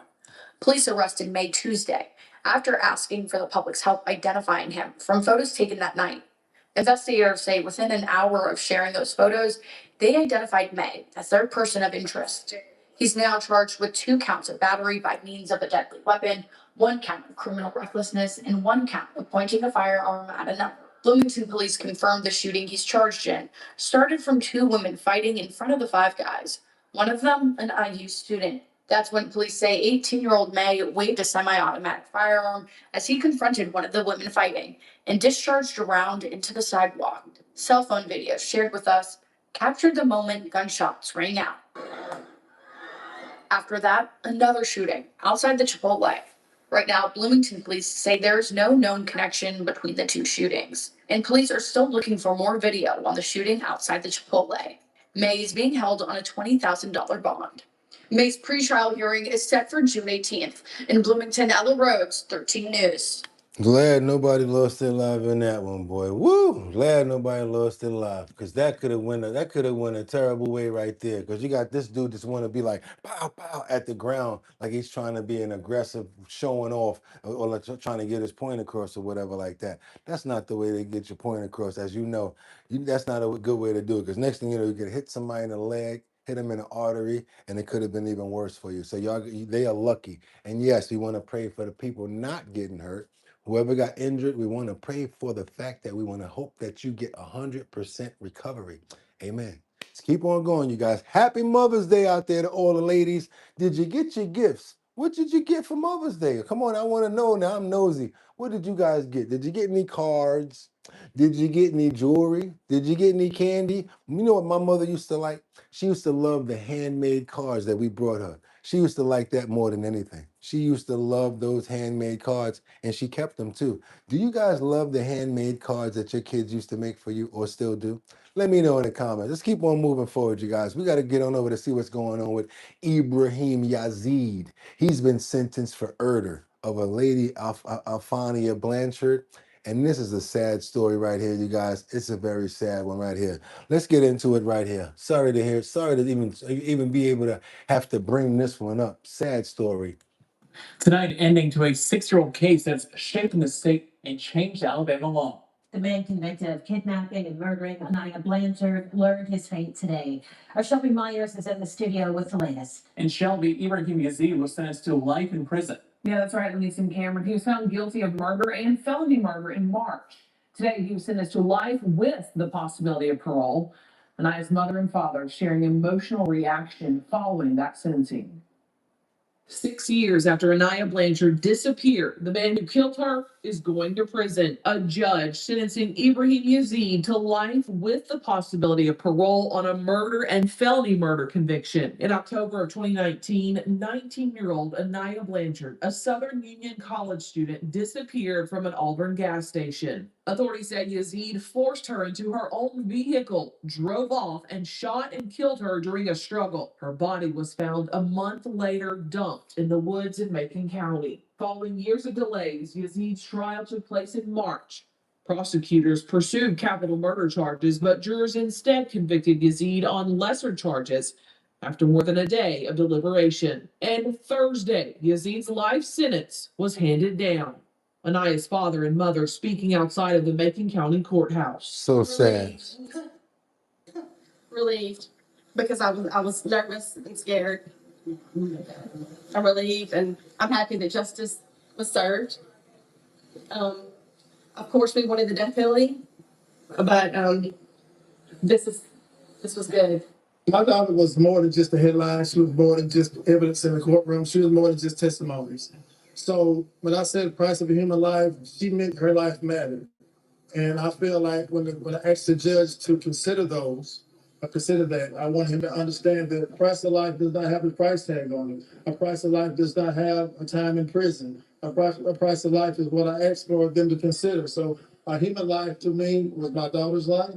And I felt like her life mattered enough where he should not be able to see the light of day. Because of this case, the Alabama legislature created Anaya's Law, a law allowing judges to deny bail for defendants accused of certain violent crimes. Yazid was on bond for a violent charge at the time of Anaya's murder. Anaya's mother, Angela Harris, fully credits her daughter for making that change. I'm proud of her for fighting. I might as well just say how I truly feel. My daughter fought a very violent criminal. She fought hard, and she got him off the street so he could never hurt anybody again. And that feels good, that we know that he'll never hurt anybody else again. Now, voters could soon expand Anaya's Law. An amendment on the upcoming primary ballot would allow judges to deny bail to a defendant in even more violent criminal cases if it passes. The Mobile County District Attorney's Office says since it was enacted in 2022, Anaya's Law has been used in 20 cases just here in Mobile County. Mobile Mayor Spiro Cherigatis, who was a county judge at the time, was the first in our state to use the law. In the studio tonight, Shelby Myers, Fox 10 News. That was sad right there. I want to pray for Anaya. I want to pray because you can hear the pain in her mother's voice and what her father's going through. I want to pray for support for the family. I want to pray that people like this get caught immediately before they even can do things like this. This guy does not even have the right. I think it should be even, yeah, I don't even want to say it in our prayer, but you guys know what we're all thinking. He can walk the street. He can still eat. He can still get 3 hots in a cot, but Anaya can't. I want to pray for her soul. I want to pray that she's that her memory is never forgotten. I want to pray for the family's healing. I want to pray for anybody else who had to deal with situations like this with their family members or their friends. Amen. Terrible. Yeah, wood chipper. That's what he should have got. He should have got the wood chipper. Real talk. Let's get on over to Wayne Jenkins, who led the corrupt police once reduced sentence. We got a police officer here. Another one, another police officer here. Now he's trying to get a reduced sentence. Check this out, you guys. Let's get on over and check this situation out in Baltimore. The former leader of a corrupt Baltimore police unit wants to get out of prison early. Wayne Jenkins, who led the gun trace task force, is currently serving a 25-year prison sentence. WJZ investigator Mike Helgen is live at federal court with Jenkins' letter to the chief judge there. Mike. Mickey Jenkins says he's been attacked many times while in prison and that he's put That's what happened when you go to jail. You get attacked. his life on the line to cooperate with federal authorities, but he wants something in return, and he says he's gotten nothing so far. Yeah, sir, you want to say your rights? This is Sergeant Wayne Jenkins on the job in Northwest Baltimore in 2016. Jenkins, once lauded by Baltimore police for getting guns off the streets, was arrested less than a year later and eventually sentenced to 25 years in prison. He targeted citizens, stole and sold hundreds of thousands of dollars in drugs, and caused a 2010 crash that killed an elderly man whose family previously spoke to WJZ Investigates. We find out that Crazy. corrupt cops who swore to protect and serve are nothing more than criminals. Ain't nobody tell him to go to jail. Thank you so much, 55 Coffee House, Lisa Roy. Jails are not hotels. Ain't nobody tell you to get locked up. Ain't nobody tell him to do all of this stupid stuff. Now Jenkins wants out of the Lexington, Kentucky prison where he's serving time, sending this letter to the chief judge of Baltimore's federal court. Jenkins says almost immediately after his guilty plea, federal authorities sought information from him on investigations involving government officials and other officers. He writes, he provided that assistance to a great extent, and that assistance spans several years, including even after Jenkins was shipped off to prison. Jenkins provided this assistance under the shadow of potential harm and violence. Look at Angels. Angel says that's where all the D-Rugs go.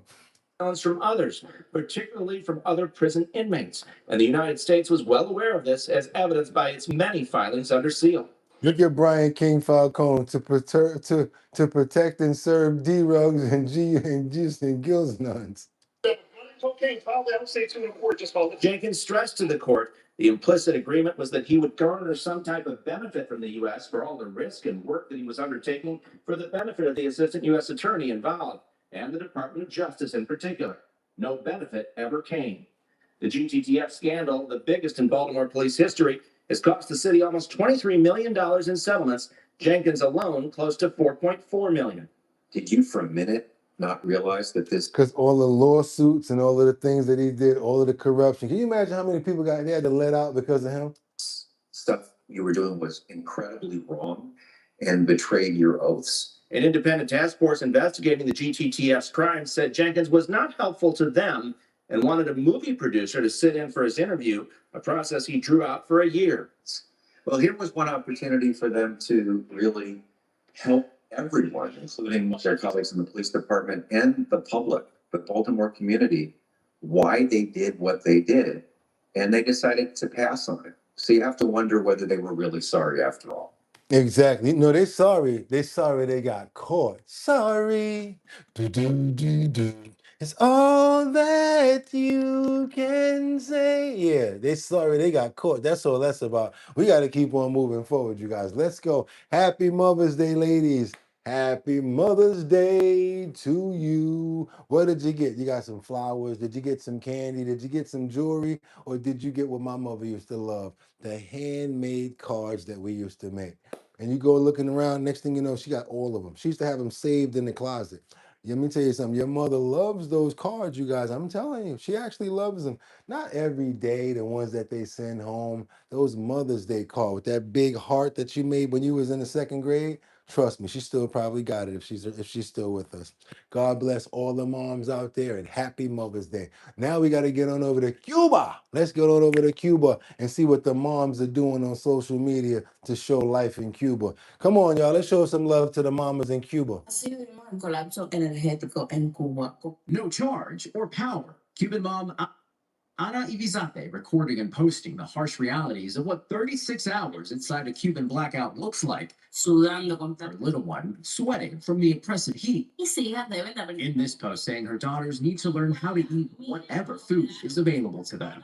In another, she shows two girls in her community who she says lack basic supplies, asking her followers to donate if they have anything to spare. Some of her posts include influencer-style content like day in the life. Now, if you look at this right here, you're looking at people that any small thing right here they appreciate, and it make me feel like your iPhone 15. I got to get the new iPhone 20 or the 17. Look at these people right here. You see how much they appreciate life when almost close to not having anything. That goes to show you that people can be rich by having nothing, but what you call nothing, they call everything. Get ready with me videos. Her posts, part of a growing movement of moms using social media to document daily life inside communist Cuba. A combination of communist government mismanagement and long-standing sanctions against the Cuban regime, now coupled with A dream catcher. have the country facing its worst economic crisis in decades. The videos posted by Ibizate and other moms notably avoid direct criticism of the Cuban government. Cuba has a long history of imprisoning dissidents. Right now, more than 1,200 political prisoners are locked up according to some human rights organizations, a claim the Cuban government denies. Everyone's reality is unique, she says, so I decided to show mine. We asked her if she's concerned about how audiences, including the government, might interpret her videos. I know they touch on social issues, she says, but it's my reality, and I'm not trying to hide it. Hola. Another woman, a mom and doctor who spoke to the Washington Post, which first reported on this trend, has more than 70,000 followers on Instagram. Posting about getting ready for work after 30 hours in the dark. In this clip, laying out Cuban pesos on the table, saying it's her salary, about $20 US a month, showing some of what she's able to purchase with her income. Another mom uploading how she cooks over coal stones as rampant power outages continued throughout the island, sharing how she charges her portable batteries when there is power. NBC News has reached out to these users and more, but have not heard back. Another user we're not showing declined to be interviewed over concerns of retaliation from the government. I want them to know what an ordinary Cuban mother goes through, Ibizate says, adding, I think there's an awakening to the reality many Cubans are living. George Solis, NBC News. Thank you for. Yeah, I wanted you guys to see that. I wanted you guys to check that out. So maybe we'll appreciate just a little bit, how much we make, how much we have, and where we're at. She makes $20 a week, and she's a doctor/nurse. $20. Do you guys see that? Do you see how they have to eat, what they have to do to get power? And guess what? They still look like they're happy. They're not. I'm not very happy, like overly happy.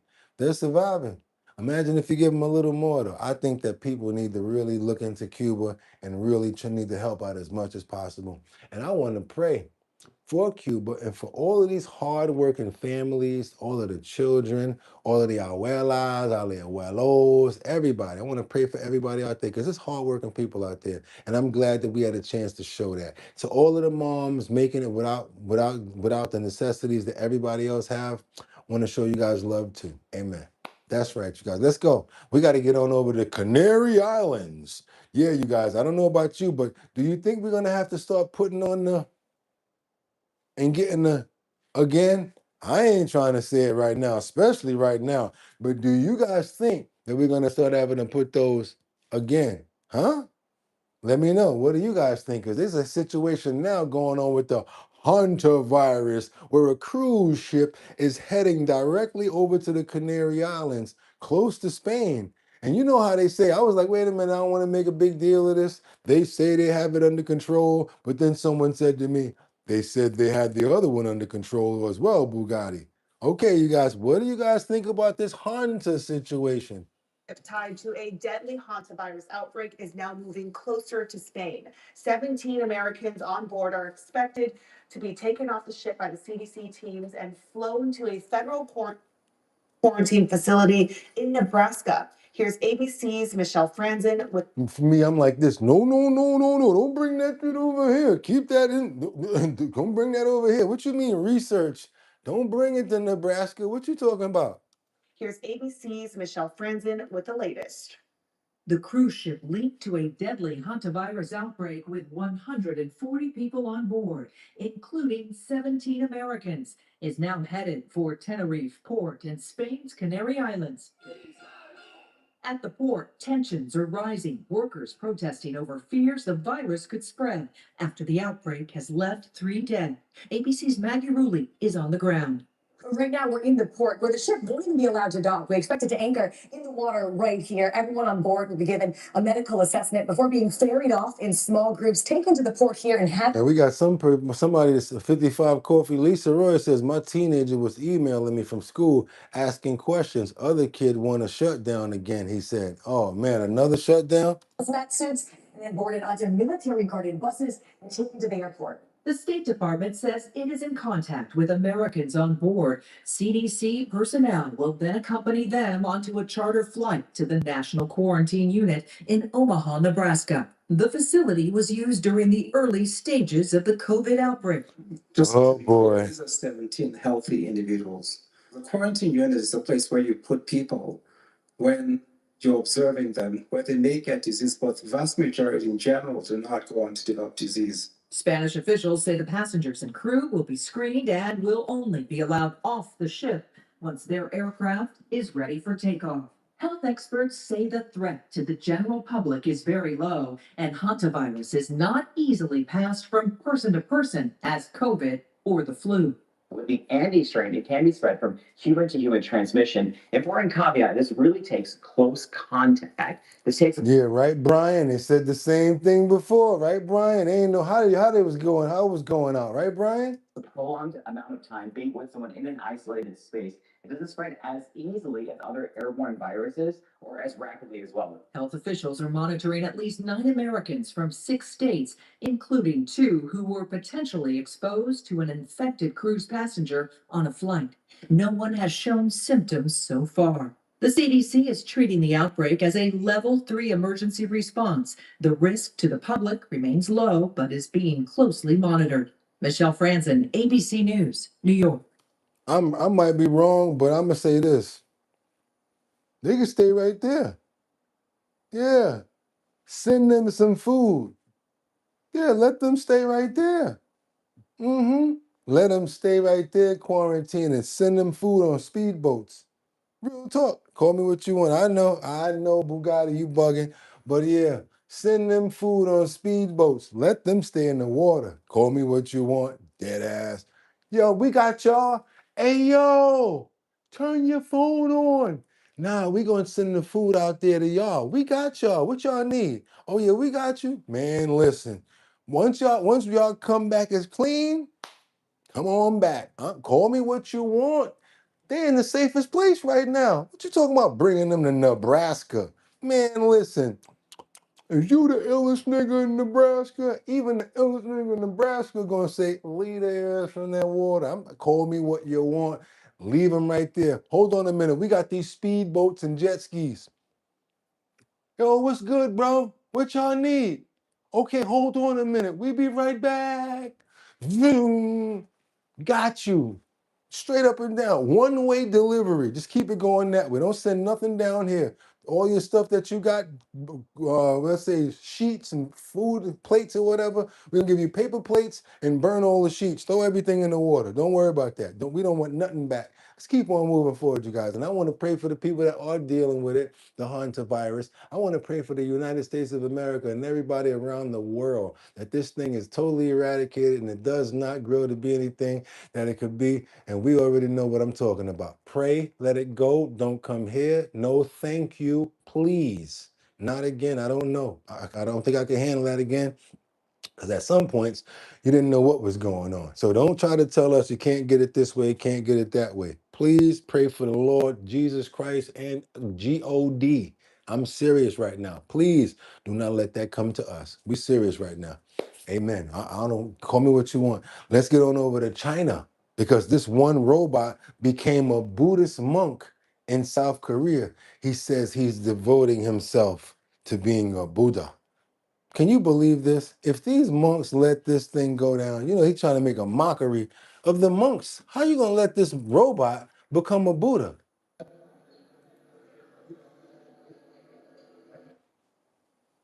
Talking about he gonna devote himself. My bad, it's gonna devote itself.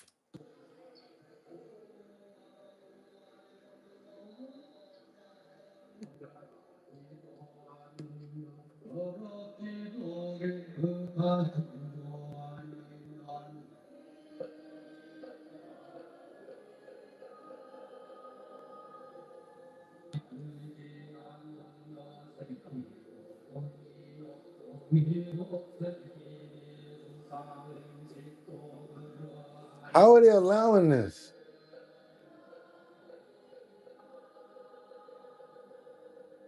대한민국 조계종 문화국장 성만스님께서 함께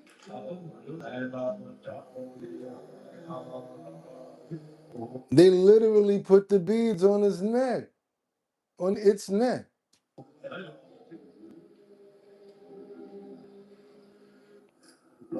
Somebody, y'all just like me. Why his head so little and his hand so big? Ad range, you just like me. 합당한 태로 이해하겠습니다. 라고 대답하시기를 바라겠습니다. 이해하겠습니다. 네. That's him talking to Chinese, saying he's gonna devote himself. 인사하네요. 가비스님 환영합니다. 가비스님 환영합니다. 가비스님 환영합니다. 네, 인사를 하고 있습니다. 오늘 수의식을 원만히 회양하며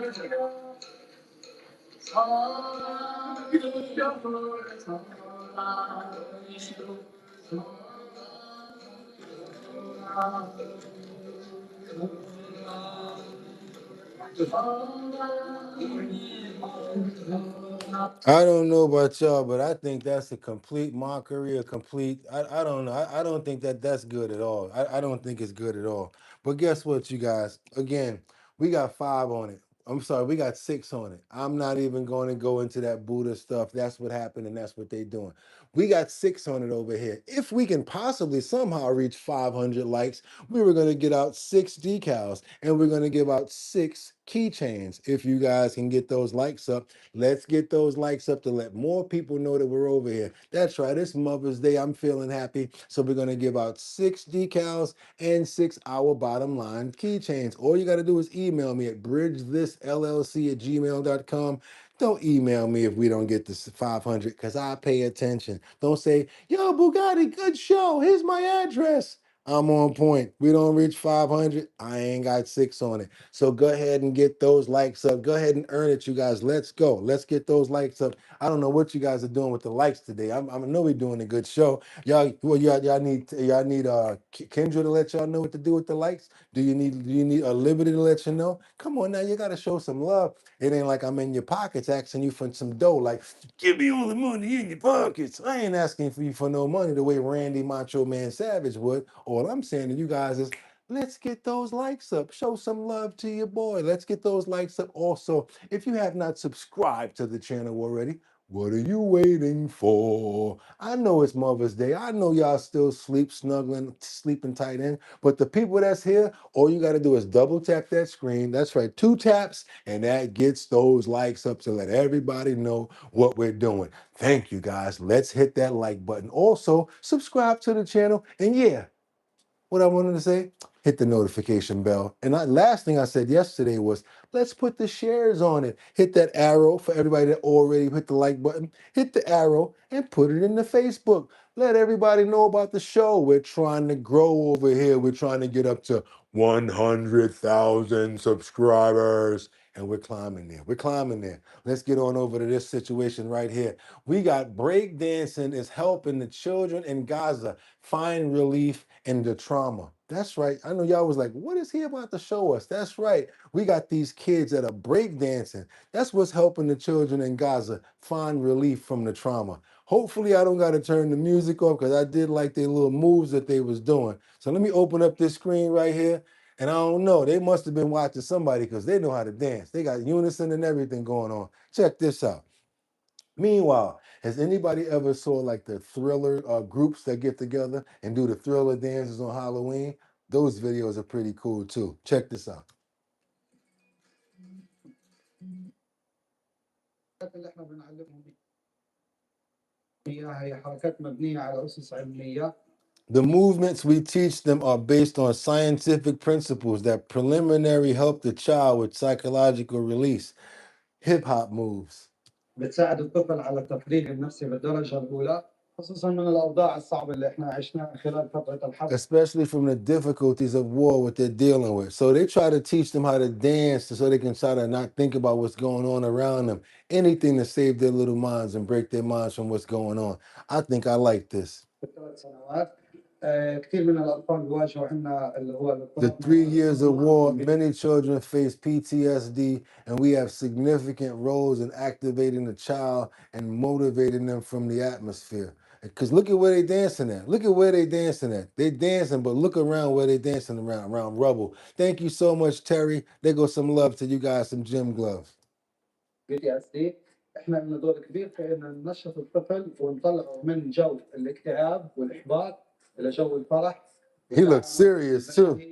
He like, I'm about to dance myself out of here. This one here, that's why he in the front. He like, I'm getting out of here by dancing. You know how they say your homeboy trying to rap his way out the hood? Where Shorty right here, he's serious. Everybody else probably smiling.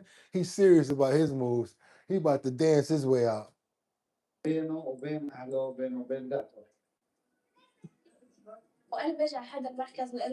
I come to this center because I discovered that I have a talent for breakdancing.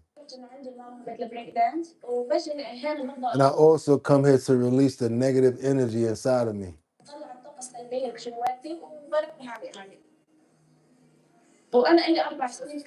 I've been here 4 years at the center. I'm happy with the performance that I've developed.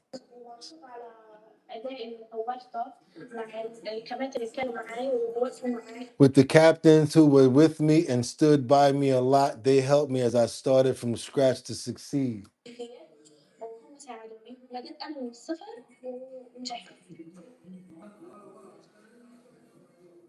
I wish I could watch more. I'm sorry. I don't know, you guys. When I see stuff like that, it just uplifts me. It just makes me feel good. So, hey, I thought that I would show you guys stuff like that because I like to uplift my people and make you feel good too. So sad what they're going through out there, what they have to live through.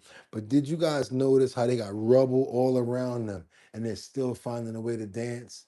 I wish they could find a way to sing or even more than that. It'd be nice to find that breakdancing place and send them some joys, some stuff too. That'll actually be nice.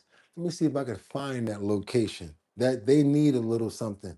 Maybe we can send them some stickers or something like that. They'll probably like that. Any little thing that you can give a group like that, trust me, they would appreciate it. That may be something that we would do. Let's go ahead and pray for them. I do not care what their religion is, and I don't care what anybody has to say. Because my religion says I would like to pray for them and I would like to wish nothing but greatness for them, every single child that's there. And I would want and pray that they get out of the terrible surroundings that they're living in and give them a chance to be kids and grow the way the way that kids are supposed to be able to grow and not live around things like that. I ask that today, Father God, please. Amen. That's right. I think we need to figure out where they're at. Try to send them some gifts or something. They'd appreciate our bottom line sticker. Send them a whole little gift pack of stickers. They'd be like, oh, we got stickers. That'd be real cool. Probably don't need the keychains, but the stickers would be cool. Some t-shirts. That'd be nice. Let's keep on moving forward, you guys. Let's see if we can make that happen. I told you guys yesterday and the day before that we were dealing with what? The Heimlich maneuver. And we've already covered what? Let's break it down. We've covered adults. We've covered if you're alone and you start to choke, how to deal with it. And what did they tell us to do, you guys? Just so you remember, you get yourself like a chair like this. That's right. You make sure that it's high enough. And if you're feeling like you're about to, see it like choke, you put this right up under here and you go down, down, down, down as many times as you can do it. As many times as you can do it. Down, down like that, and try to get it to come up. Try to get it to come up. I don't want to mess up the microphone. So that was from when you're by yourself. What do you do if you're choking when you're by yourself? And then we showed you guys the toddlers. And then we went into like the kids, the 6-year-olds and the pre-kids, preteens. So now today, we got to show you what I promised you guys. How about when your dog is choking? Have you ever had a situation where you probably got an elderly dog, or maybe your dog is eating too much or too fast and they start to choke? Well, guess what? There is a Heimlich maneuver for your pet. Not only for your dog, but I'm assuming if you got one this size, you probably can apply these measures to all pets. Yes, Heimlich maneuver for pets. Let's get it.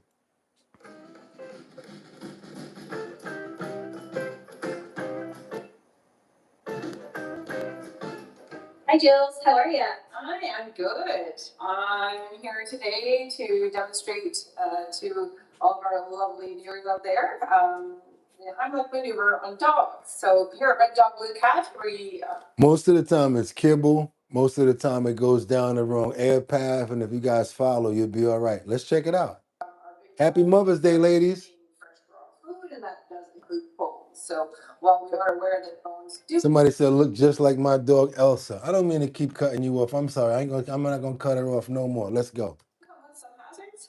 We do actually have a bone guide that will guide you through to see which bones be safe for your dog, depending on the size as well as the type of chewer that it is. So any dog can run into a problem choking. So we do want to make sure that we are equipped with at least some skills to recognize that that is happening and You're welcome. hopefully help them out before it becomes a big problem. After something like this happens, any kind of choking event or whatnot, it is a good idea to get your dog checked out or your cat checked out by a vet just to make sure there wasn't any damage or anything done along the way when the event happened. So this is my little dog Chaos. She's a little Jack Russell Terrier. She's going to be helping us today. So hopefully she's a willing participant in our Her name is Chaos, by the way.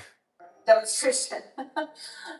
To do the Heimlich maneuver on your dog, should they be choking, first things you want to do is make sure that there's nothing easily accessible in their mouth that you can remove. Once you've checked that, if everything's safe to check that, then you can actually have a look at them. You want to find the point on their tummy where their ribs end. So she has a nice little tuck here. That's the point where you want to put the pressure on. With a larger dog, you're going to need a little bit more pressure. With a small dog like her, she's pretty small. You can probably just use a little bit. It's still the center of the diaphragm, no matter what. Just find the center of the diaphragm right up under there, you guys. Right there. Gotta find it. Even in a dog. With your fingers, but what you should do is make a little fist. Go up and under, and then cover your fist with your other hand.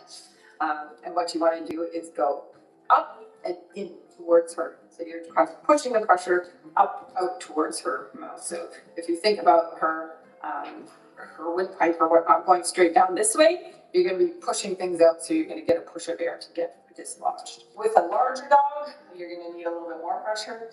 And sometimes what you need is actually to stand on her spot right here where ribs end. That's where you want to be putting your fist, and you want to be going up, pressure like this. Of course, a little bit harder. Bigger. Okay, so I'm going to demonstrate a second way that you may be able to do Heimlich on your dog.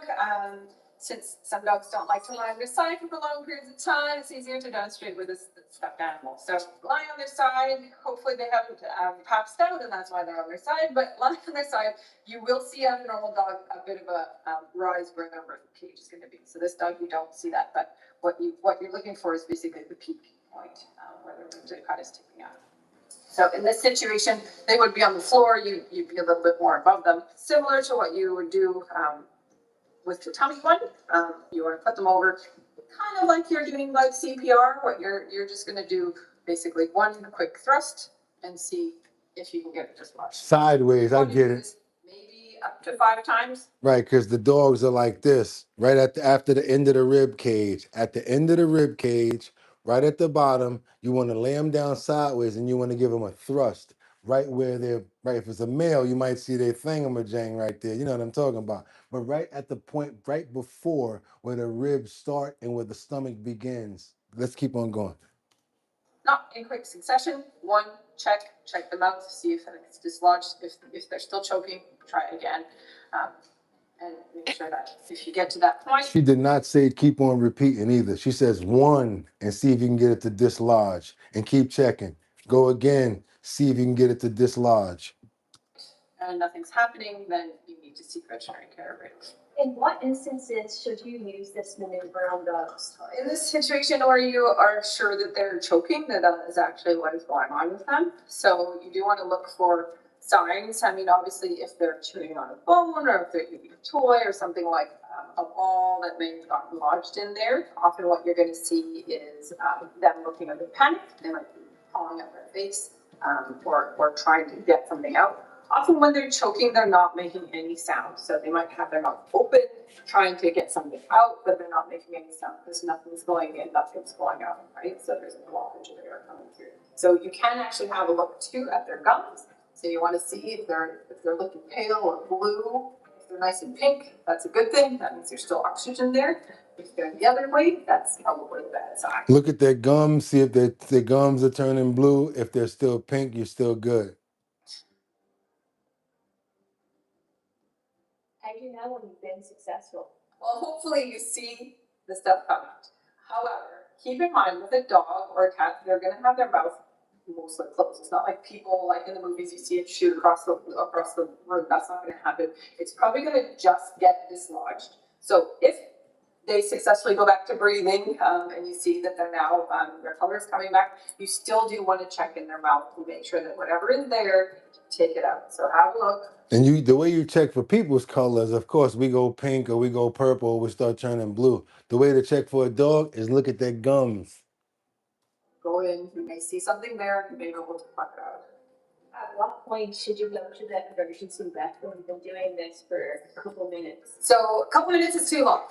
What you want to do is try that little push maneuver, maximum 5 times. If you're not getting anywhere, get out and get it done. So time is a critical factor here. Obviously, if you're not breathing for a certain amount of time, that is not a good thing with people or with dogs as well. So, and dogs can die from choking incidents. So you really want to make sure that that first aid is done as immediately, and make sure you know where your closest vet is, or if somebody you know. Make sure you know where the closest vet is at. Also, you guys, of course, you know better than to feed small dogs big kibble. You know, you got to make sure that the kibble that you feed, if you're going to feed them kibble, please make sure it's small enough to feed them, please.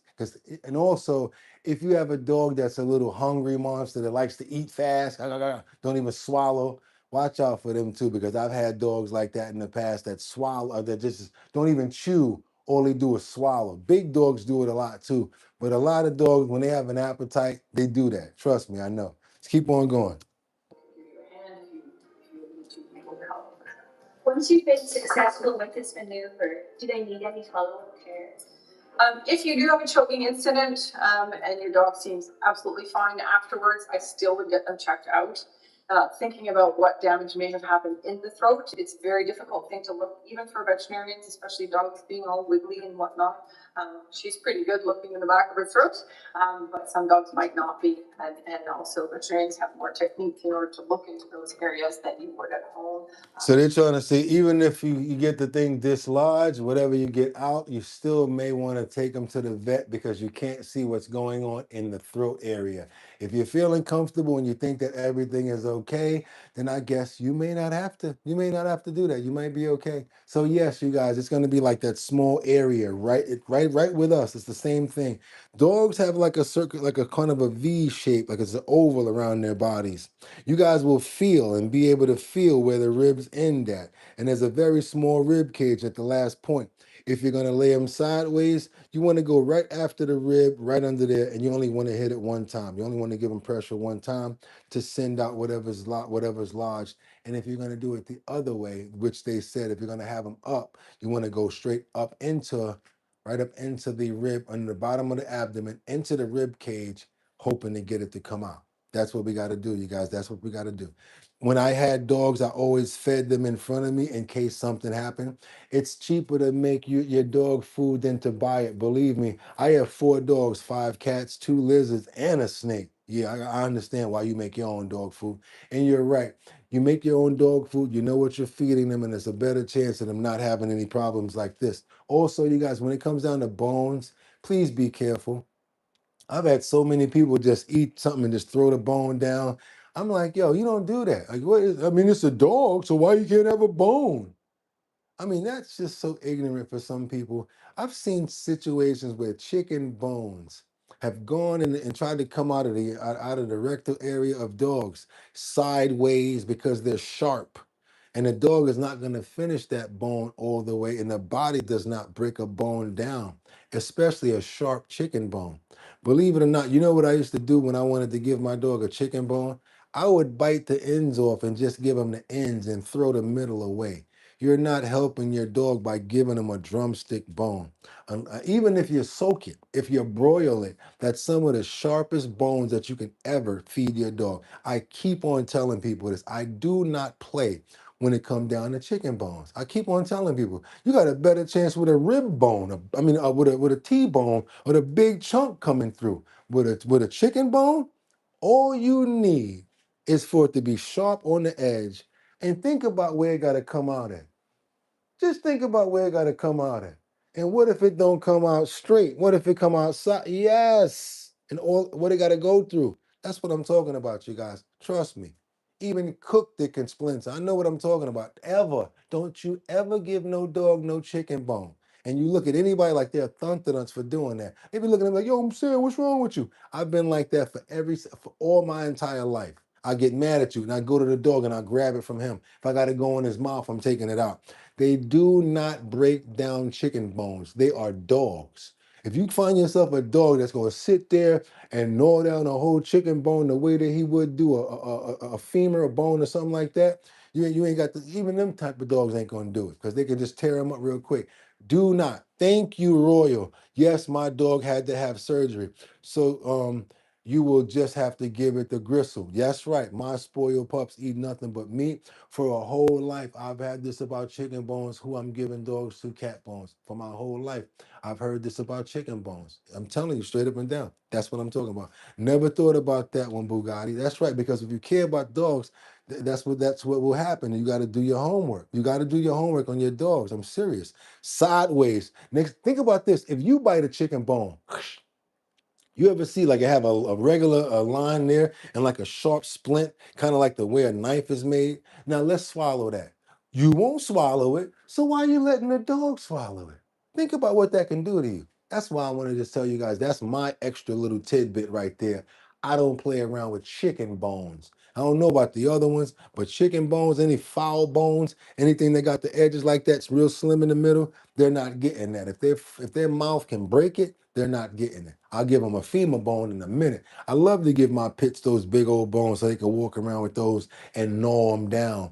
And as they gnaw them down, I'm paying attention to the sharpness, to the shards, and everything that's going on. You got to pay attention, same way you would your kids. Let's keep on moving forward, you guys. And I hope that was information that you guys can actually use. I really do. I hope it is. Because guess what? It's time for us now. Yeah, you see your boys coming up out this jacket. Gotta put this over here real quick. This is gonna be some fun right here. Anybody making excuses right now? I think you do remember the 80-something, 89-year-old lady yesterday, right? That was lifting all of that weight. Y'all guys said it was 60 pounds. Let me see an 89-year-old lady lift 60 pounds, or a 91-year-old lady lift 60 pounds right now. Not that many can do it. They also told you if you don't move, if you don't use it, you're gonna lose it. So guess what we're gonna do today, you guys? We're gonna use it so that we don't lose it. That's right, and I'm gonna join in with you. It's time, you guys. We haven't moved it this month. It's time to move it, move it. It's time to move Move it. It's time for the health and wellness section today of Our Bottom Line. If you made it this far, double tap that screen and get those likes up because today, what are we going to be doing? We're going to work on healing the lower back, shoulders, hips, the Ogong daily routine for beginners. I want to tell you guys right now, this is just a workout for anybody that can do it. If you do not feel that you can do it, you don't need to be doing it. If you feel like you want to try later on, it will be a link in the Discord so you can check this out later. I encourage everybody to try to get some sort of movement going. But of course, consult your physicians and your doctors first. So I'm not going to ask you guys that know better not to do this. But the people that can, do some of it. And I'm going to tell you like this. Anytime you're doing a workout, never feel committed to doing everything that the trainer is doing. Remember, that's the trainer. Sometimes you can stop, you can take a break. You don't have to do all of the repetitions, and you don't have to go as far as they go, meaning flexibility, meaning movement and stuff like that. If you can't flex it that far, don't try to take it that far. Only thing we ask you guys to do is go as far as you can, and then maybe the next day you can go further, and the next day you can go further. That's how you do proper exercise. Last thing I'm going to tell you is this. What I found out 20 minutes before I started this episode right here, because I had to do it, you don't need weights to work out. I'm going to tell you right now, you do not need weights to work out, especially when you're working out with somebody like this. Yes, go. Let's go. Let's get up. It's time to move it, ladies and gentlemen. Let's go. And I love this episode right here because you know I like karate flicks. I like the Japanese. I like all of that. I love the Orient. I love Asian. I just do. And guess what? They live very long. So you know what? I'm taking a page from their book. I'm gonna cheat from them. What we got going on over here today? I do want you guys to follow up with this on your own. I want you to go as far as you can. There we go. Here we go. Okay, calisthenics is fantastic. That's how I got this way with calisthenics, Feifei. I do 240 every day and 240 at night. Let's get it. We got heal the lower back, shoulders, hips, the Oigang daily routine to begin your day. This is 10 minutes. All you got to do, and you don't have to do 10. Let's say you do 5. Let's say you do 4. Every day you'll be able to do more and go further. I'm not asking you guys to go as far as he goes, to do as much as he can, because I even had to stop on some of it. I'm asking you guys to try. This is the OIGONG meditation. OIGONG meditation. And we're going to subscribe after this. Let's get into it, you guys. Let's go. I'll be doing a little bit of commentary just to get some dialogue clarity on his accent. But you guys, for the most part, you'll be able to rock with us. Let's get it. No excuses. No excuses. Channel again. Today in this video, we have a 10 minutes to do Qigong routine together to start your day. Okay. To connect, but also to take care of the body, relax your shoulders and heal your lower back and so on. It's wonderful to start the day by just 10 minutes to relax, to be aware of your body, to take care of the body, but at the same time to feel very connected to the earth, to your body and to your mind. Okay.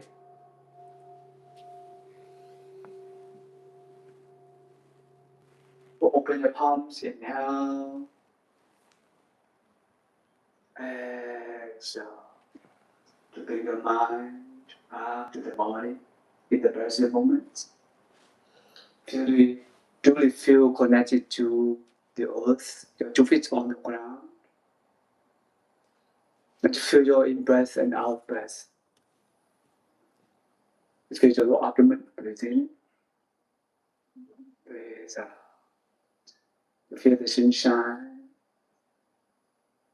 and smile to yourself. Okay. So we can do 1 minute. Move your body to the right and to the left. Use your knees down a little bit. One hand, the shoulder. If you hear your back crack, you're supposed to. And the other hand touch your lower back.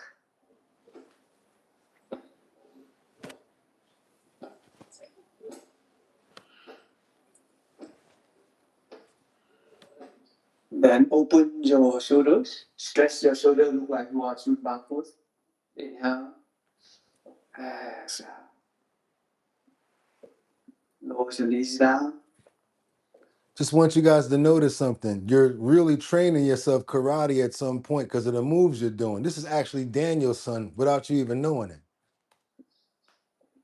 You hear that cracking in my leg right there? That's what we're doing this for. The cracking, the movement, the flow. That's why we do this. We're doing this to get our bodies motivated. That's wonderful. And you can look up. Form a dual palms, heart form. Form a jewel with your palms, high form. Now we want to go up with the jewel and we want to go around. If you want to get the benefits of the jewel, you want to look into it. You really want to look into it like it's bringing you power or something like that. The chi. You want to look into the jewel being that. That's right. Simplistic. Let's go. And relax over part in the body. Breathe in. Set to reverse. If you feel your back cracking, it's supposed to. That's good. Put your hands on the hips, then you relax the waist. Now, this is what I got in trouble with when I was 6 years old. My grandmother caught me in the closet doing this. Don't ask no questions. I was only 6. Your hips, make a circle gently. Feel your body. When you move, you really feel connected to the body. It's wonderful. It's wonderful. Now go reverse. Feel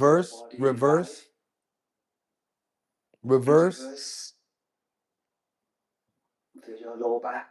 Feel your lower back. Feel your lower back. Move them hips. Move them hips, Miss Swanza. Come on now, collective. Open your palms, inhale, deep.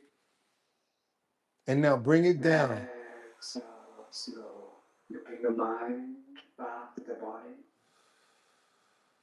And you feel your feet on the ground.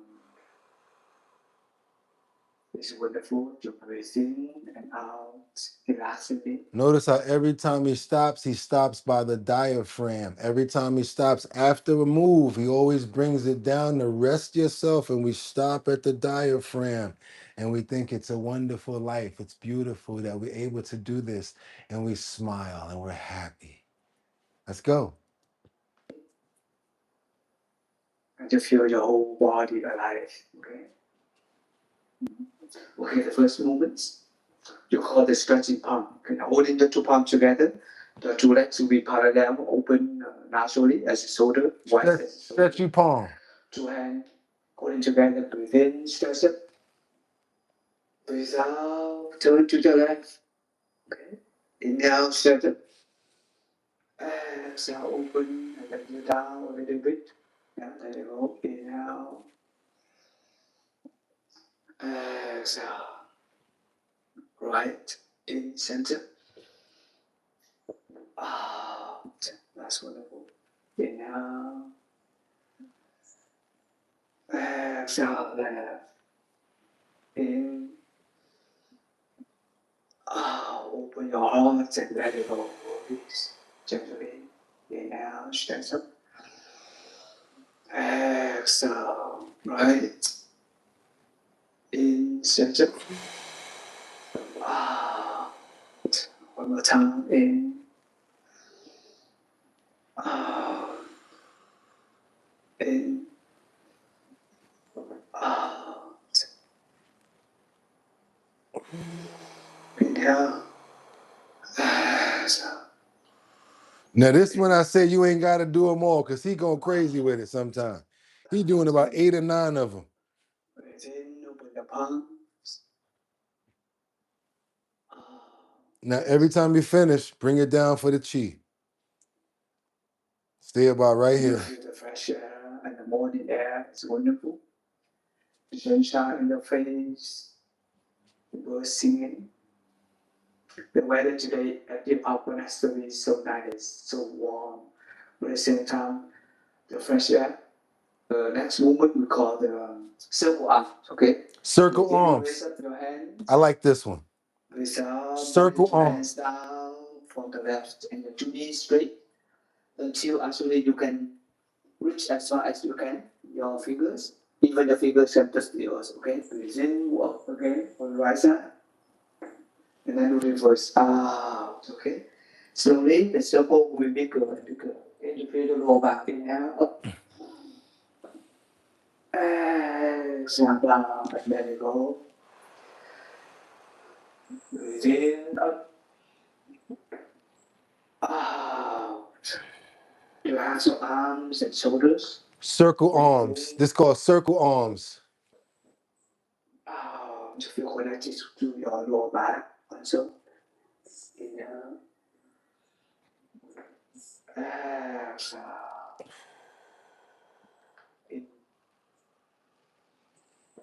This actually feel good for my lower back. I like this one. This the one I like. That's wonderful. And out. Come back. All right, come on. Now we bring it down for the chi. Yeah, abdomen. Relax your feet. Relax your knees. Bend your arms. Relax your shoulders.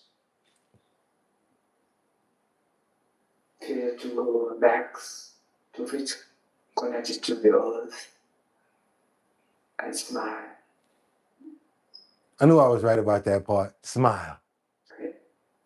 So next movement we call the, you can put your hand, make a thumb and index finger together like this. I really like this. Come on, y'all. Lower back. All I need you guys to do is this. Thumb and index finger together. It's not even a workout. Thumb and index fingers together. Let's go. And you put on your lower back, okay? Like that. So breathe in. So bend your head and your neck down, backward. We start to move forward. Looking the knees straight. We call the bend in lower back, okay? Breathe in. Breathe out to feel the lower back. Bend forward, look down to the earth. Okay? Inhale. Up.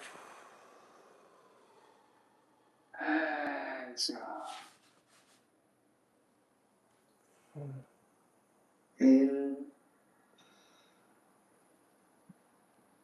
Out. Relax the body. In. One more time. Out.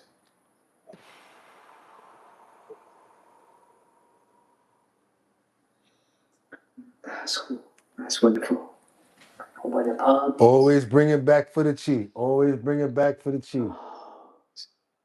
So you can get a release for the energy. Let it go. All that energy you built up. One hand inside and the other hand outside. And just massage your abdomen. Massage your abdomen. This is going to help you go to the bathroom. Massage your body. Massage the lower abdomen to help yourself to relax your stomach and improve your digestive system, okay? If you connect it to the body. Improve your digestive system to your belly. Make the blood and chi, the energy flow a little bit, okay?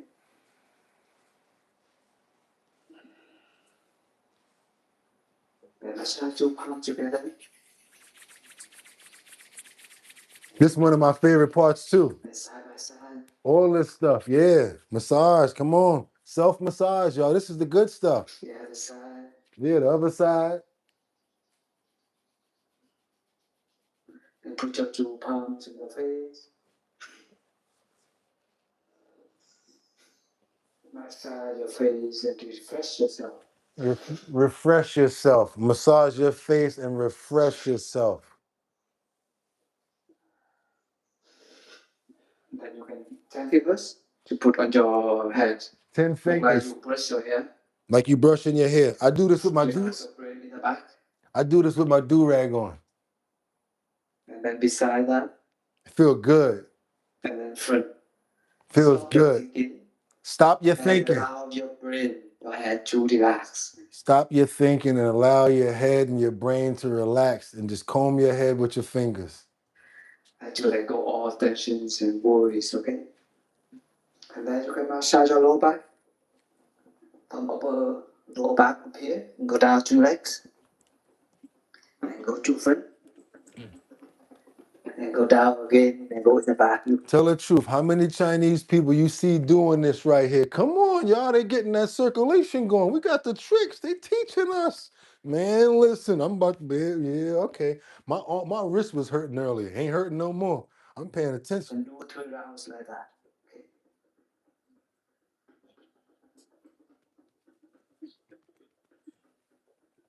Oh, yeah. Oh, yeah. Thank you, my man. Oh, yeah. Thank you for the good stuff. Oh, yeah, y'all. Oh, yeah. That's good. And then you can massage with 2 hands together beside your hands. Now, you know you've seen them doing this before. Stop playing. You know you've seen them do it before. Yes.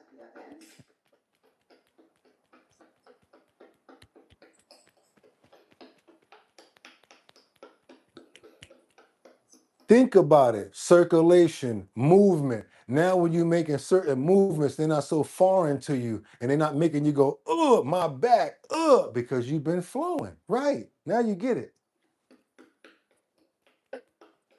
So you can do the cleansing breath, okay? Breathe in, raise your hands up, and you raise up your heel and stand by the toes. When you breathe out, you let go and make the sound, okay? To release all tensions and worries. Inhale, deep. Okay. Breathe in. Let it go. Breathe in. Notice it's getting all that stuff, all the tension out. I like that. Then we bring it all the way back in like we always do. Bring it back to the chi and release.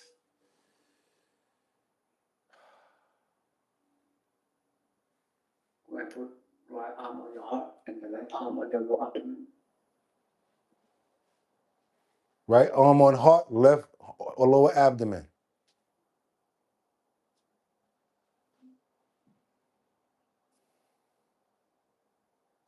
You feel your heart, you feel your lungs, you feel all internal organs. Feel grateful to them. You feel your whole body. Your palms look like you are embracing the body. Feel so great, so grateful. Recognize our body is here and you feel so happy, so wonderful to feel the body alive. Feel so happy and wonderful to be alive. Smile to your body. You feel your ancestors, the earth in your body. And smile to them.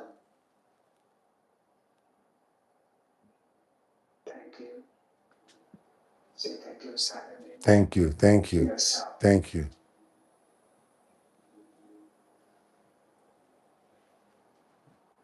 Okay, that's wonderful. Open the palms from a count in down deep. Exhale, slow.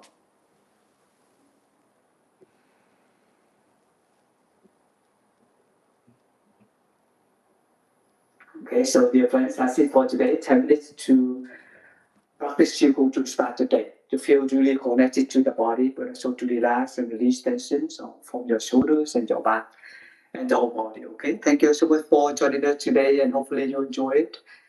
And see you with the next video.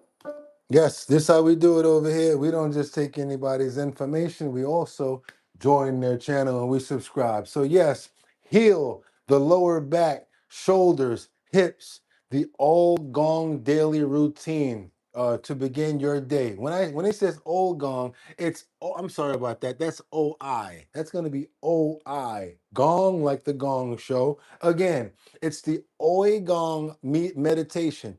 OIGONG meditation. That's the channel. OIGONG meditation. That's the channel. What we're going to do right now, we're going to subscribe. How I keep on telling you guys to subscribe to our channel. Hit that subscribe. That's right, because we don't take information from people without making sure that we show love, you guys. That's right. Also, as you already know, it's going to be in the Discord. It's going to be there. So you guys, anybody that wants to go watch the whole thing again, or maybe watch it every morning, or maybe you want to adapt it to your workout sessions. I don't know. But what I do know is I appreciate the fact that he was there to show us that content. And yeah, let me just go ahead and put this back over here, like Sam reminded me yesterday. Throw that back over there so I can make sure that you guys can hear me. Get back to Purple Sunday, you guys.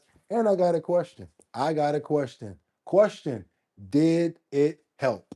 My question is, if it helped, I'd like to see thumbs up. If it did not, I want thumbs down, because that means I got to reconsider doing videos like that. I want to know what you guys like. This is our bottom line, not Boogotti's bottom line. This is for all of us right here. If you got something out of that, I want you guys to let me know, because I be feeling like, yo, you over here doing all of this stuff. They don't even know what you about to show them. You think they appreciate this stuff? So let me know. Okay, I want to know if you guys, there must be a link in the description of the channel, might need to be updated. There is a link. We already make sure we do that. There we go. That felt great. Look at that, Miss Swanza. You did it? Okay, cool. That was awesome. I did the whole thing. I feel it. Yo, this is dope. I've been searching for something like that. I love this right here. So you guys actually did it with me? Yo, that was dope. Okay, Oregon. Okay. Okay, that's what I'm talking about. Yeah, that's what I'm talking about. We need to be able to share information like that. I just got a video the other day about some planting that came in. Woo! Somebody sent me 3 videos, but I had to pick one out of them. And I can't wait to show you guys these videos. Yes, that's what I'm talking about. We got to get this going at yes, we participated. Okay, cool. That's dope. Look at Lisa talking about, yes, we participated. Had all of the ladies and gentlemen doing it on Mother's Day. That's what I'm talking about. That's what I love right there. That means we did something. I don't care if it was 10 of us. We did it together. That's what I really want to make sure that we're getting something out of this content. I love you guys. Let's go. That's what I'm talking about. Let's keep on moving forward, you guys. I know it's Mother's Day. So we got to keep it moving. We got more to do. But I want to show you guys something right here. Yeah, what's this one? Yeah, we got this puppy. You know, we got to do it with the puppies and we got to do it with the dogs. We can't just leave out of here like that. Just glad that you guys got that. And yes, every single one of our health and wellness sections, I got to be honest with you, I'm so proud of myself. I make sure that they go up in the Discord. So you guys go join the Our Bottom Line Discord. This way you never miss a health and wellness selection and you'll always be able to see what we got going on. So let's go. We got to get on over here to a gentleman. Ladies, I always tell you guys, I got to give you something back too. We always have the guys. We always have the women. So yeah, ladies, I figured I'll show you guys a little bit of love today as well. Not only that, but I love showing the animals love. So we got a guy right here. He's got this video called 10 Pounds, a Dumped Puppy Gets Fostered by a German Shepherd. This guy goes around and fosters puppies. He saves them, stay with them for a little while, and then he lets them move on. He takes them on a day that they never had before in their lives, takes them to the beach, takes them hunting, takes them hiking. I'm talking about phenomenal. Check this out, you guys. A great inspirational story from the dodo. Let's go. Excited to introduce you guys to somebody special. This is Hannah Barca. Now, I had worked with Monty and Dorka on other dodo videos, but I had no idea how they're going to welcome their new foster puppy.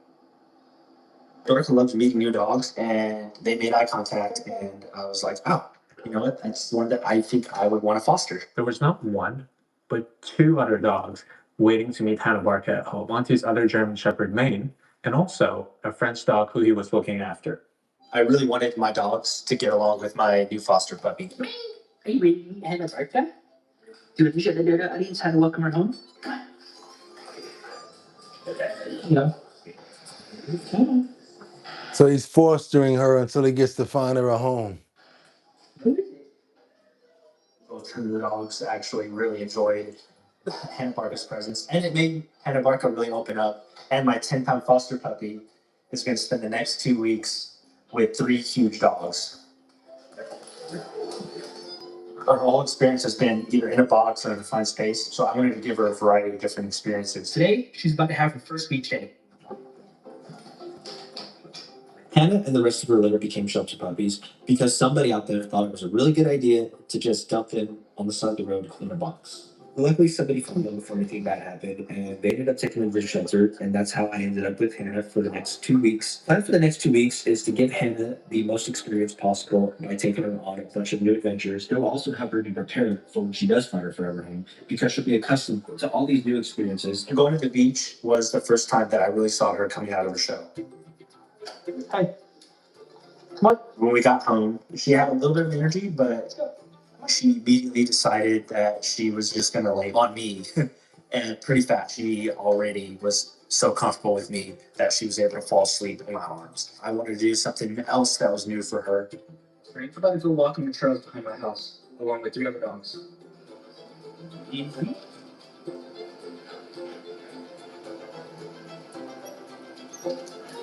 I could definitely tell this was a whole new experience for her because she's having such a I was so grateful to have Dork and Maine around for Hannah Barca because it just made her experience be See how happy she looked? fostered with me so much better.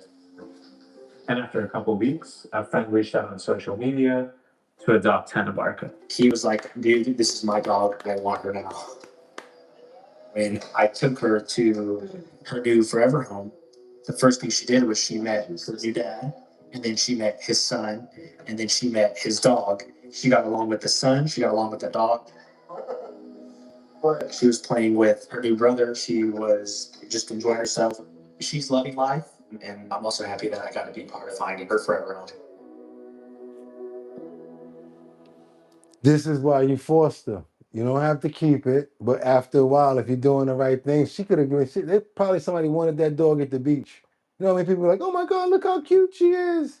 You know how many people really just love dogs, but they don't ever have a chance to be seen because they're in cages and they're locked up. So if you go foster a dog, I understand you might be like, oh my God, I'm gonna keep it. But then if you keep it, that's another dog out of the shelter. Come on, you guys. Y'all got to show some love. You know how we do over here. You got to show some love to the animals. I'm not trying to tell you to adopt everything like some people I know got kittens and talking about, yeah, but I ain't think we was going to be giving them away. Girl, you better give them kittens away to good homes because all you're doing is spreading the love. Yes, we got a family over here that just had babies. And that's right, you guys. I don't know if you already put it up in the into the Discord. But if you've already put your baby's pictures up, let us see them too. We want to see what the babies look like too. Thank you. Thank you guys. Always got their little hidden conversations going on. We want to see what the kittens look like too. So yes, we would like to see us in the Discord today. We want to see what those kittens look like. That's right. It's your boy Boogotti NYC. It's Purple Sunday, y'all, / Mother's Day. Mother's Day / Purple Sunday. And if you guys appreciate the content that you got today, go ahead and double tap that screen and get your likes up. Also, give me all the money in your pockets. Nah, I'm just kidding. But you could get those likes up. I don't know if we made it to 500, but if we had made it, y'all would have definitely been able to get some free merch today. Because what we had in the kitty today, I don't know. I'm going to go check. We were talking about giving away 6 decals on Purple Sunday, as well as 6 keychains. So I don't know if we made it. Probably didn't get nowhere near it. We'll try it again tomorrow because tomorrow's another day, you guys. But if I find out and I see we did, you guys got your emails and the email address. Y'all let me know. I don't think we got there though, but it's okay because we had a fantastic day today. It was Mother's Day / Purple Sunday. I want to just make sure we do this. We got to get those prayers in the air for every single person that's here. I want to pray for mothers. I want to pray for the fathers. I want to pray for children. I want to pray for every single person under the sound of my voice, as well as who's not here. I want to pray for good health. I want to pray for happiness. I want to pray for understanding. I want to pray for love. Oh my God, that one right there can really conquer a lot. Conquer all. Love is no joke. So yes, that's what we want to pray for. And yes, good health for our families as well as our animals. Kalesa, we praying for you. Crystal Frost, you know we praying for you. Terry Cohn, can't forget about Miss Swanza and Batty Lynn. Songwriter Sonny came here and made an impression. Faye, you too. Brian King, Falcone, Ad Range, praying for you. Kalesa, Sweet RV Adventures, VG5P. Happy Mother's Day, Winter Rising. God bless you, Miss Swanza. Angels Among Us, Mary Tanner. 55 Coffee House, Lisa Roy, you too. Winter Rising, Terry Cohn, a man. Amanda. There we go. And we got Shannon in the building. Thank you so much, Shannon, for all the love. I appreciate you, Brian, as well. Colessive. Who else we got up in there? Sky. Oh, we ain't see Sky in a little while. Sky, God bless you. And if you're a mother, happy Mother's Day. Mark Cat 444, Teddy Marcel, my brother, Jerry Guthie. There you go. I see Terry up in the building. Can't forget about Zion's Choice, Mega Dub, CJ the Cat, who's here every single day. Can't forget about CJ the Cat. Hey CJ, how come you ain't hit me up to get your merch? Are you real or are you a bot? Let me know because I'm ready to give you your stuff. I want to pray for who else? Want to pray for Terry Cone. Want to pray for Batty Lynn. Want to pray for 55 Coffee House Lisa Roy. Can't forget about Tanya, Colessive, Rebecca Lanyen Bueno. Also want to pray for Lisa. Also want to pray for Liberty and Justice. Can't forget about my brother Casey Ramos. Can't forget about Terry. Also want to show massive love to Batty Lynn for always holding us down. Can't forget about I saw you. I did that on freestyle. You just happened to pop up. Also, can't forget about Sam Champion, Mark Dorfman. Can't forget about Jeffrey Spilker. All of you guys that comes every single day. Thank you guys for coming through. Guy and Elsa, Brian King B, Faye Faye. Amen. Y'all know what it is, right? And if y'all trying to get y'all promos out there, maybe you got a promo for your business, your promo for your event or whatever's going on, send your promo over to us. The only thing is, it has to be in a 1080 by 1080 size frame in order to fit. That's right, you guys. You got a business that you're trying to get out there. We almost got 80,000 subscribers. Well, at least we're working on it. We got about 8,000 to get there, but we're optimistic. And if you guys, that's right, if you guys want to promote with us, go ahead and send your promos over to where? bridgethisllc@gmail.com. That is bridge this, like the Brooklyn Bridge, BRIDGE, this, not that, THIS. LLC@gmail.com. We will put your promos in the post notification area, but they have to be size 1080 by 1080 because if they're not, they will not fit. I'm not telling you it's me, it's YouTube. Also, we got a big announcement to make. It's called the Show Your Talent Search. That's the talent search that we're doing in Manhattan, Bronx, Brooklyn, Queens, and Staten Island. And if you win, boom, you could make up to $250 in the boroughs. After we get everybody together in every borough, plus one person from here, they're going to compete for what? For the grand prize of $1,000. I'm your host, Boogotti NYC at those events. Also, we got sponsored by Big Drip Hard Punch. That's right. My DJ is going to be there, DJ Don Dada, formerly of Black Ink Crew. And if you guys want to be a part of the show, all you got to do is go to the website, www.drinkbigdrip.com. The largest cans in the industry, number one. 14% alcohol. We got 12 ounces here. And I'm going to tell you like this, like Miss Swanza always says, if you want to get lit, get Big Drip. Go to the website, www.drinkbigdrip.com, and don't be late. Don't be late. Also, you guys know what it is. I'm going to tell you like this. Tomorrow, my favorite day of the week. Why? Because it's Monday and they got to pick up the phone. That's right, especially if you're a businessman. I love Monday because they can't hide. They got to pick up that phone. So guess what I'm going to be? Guess what I'm going to be doing and guess where I'm going to be at? I'm going to be right here. Our bottom line. 6 o'clock in the morning, same station in the same location. Can't wait to see you guys Monday morning. That's tomorrow morning, 6 o'clock, right here. And y'all know how I always say it. Happy Mother's Day and happy Purple Sunday. But y'all know what I'm going to say, right? Y'all could have went anywhere. But the fact of the matter that you came in to chill with me on Purple Sunday / Mother's Day / Purple Sunday, I appreciate you. So until 6 o'clock in the morning, I hope you guys had a great day. And I really hope that you got something out of the health and wellness section today. Get them! Peace.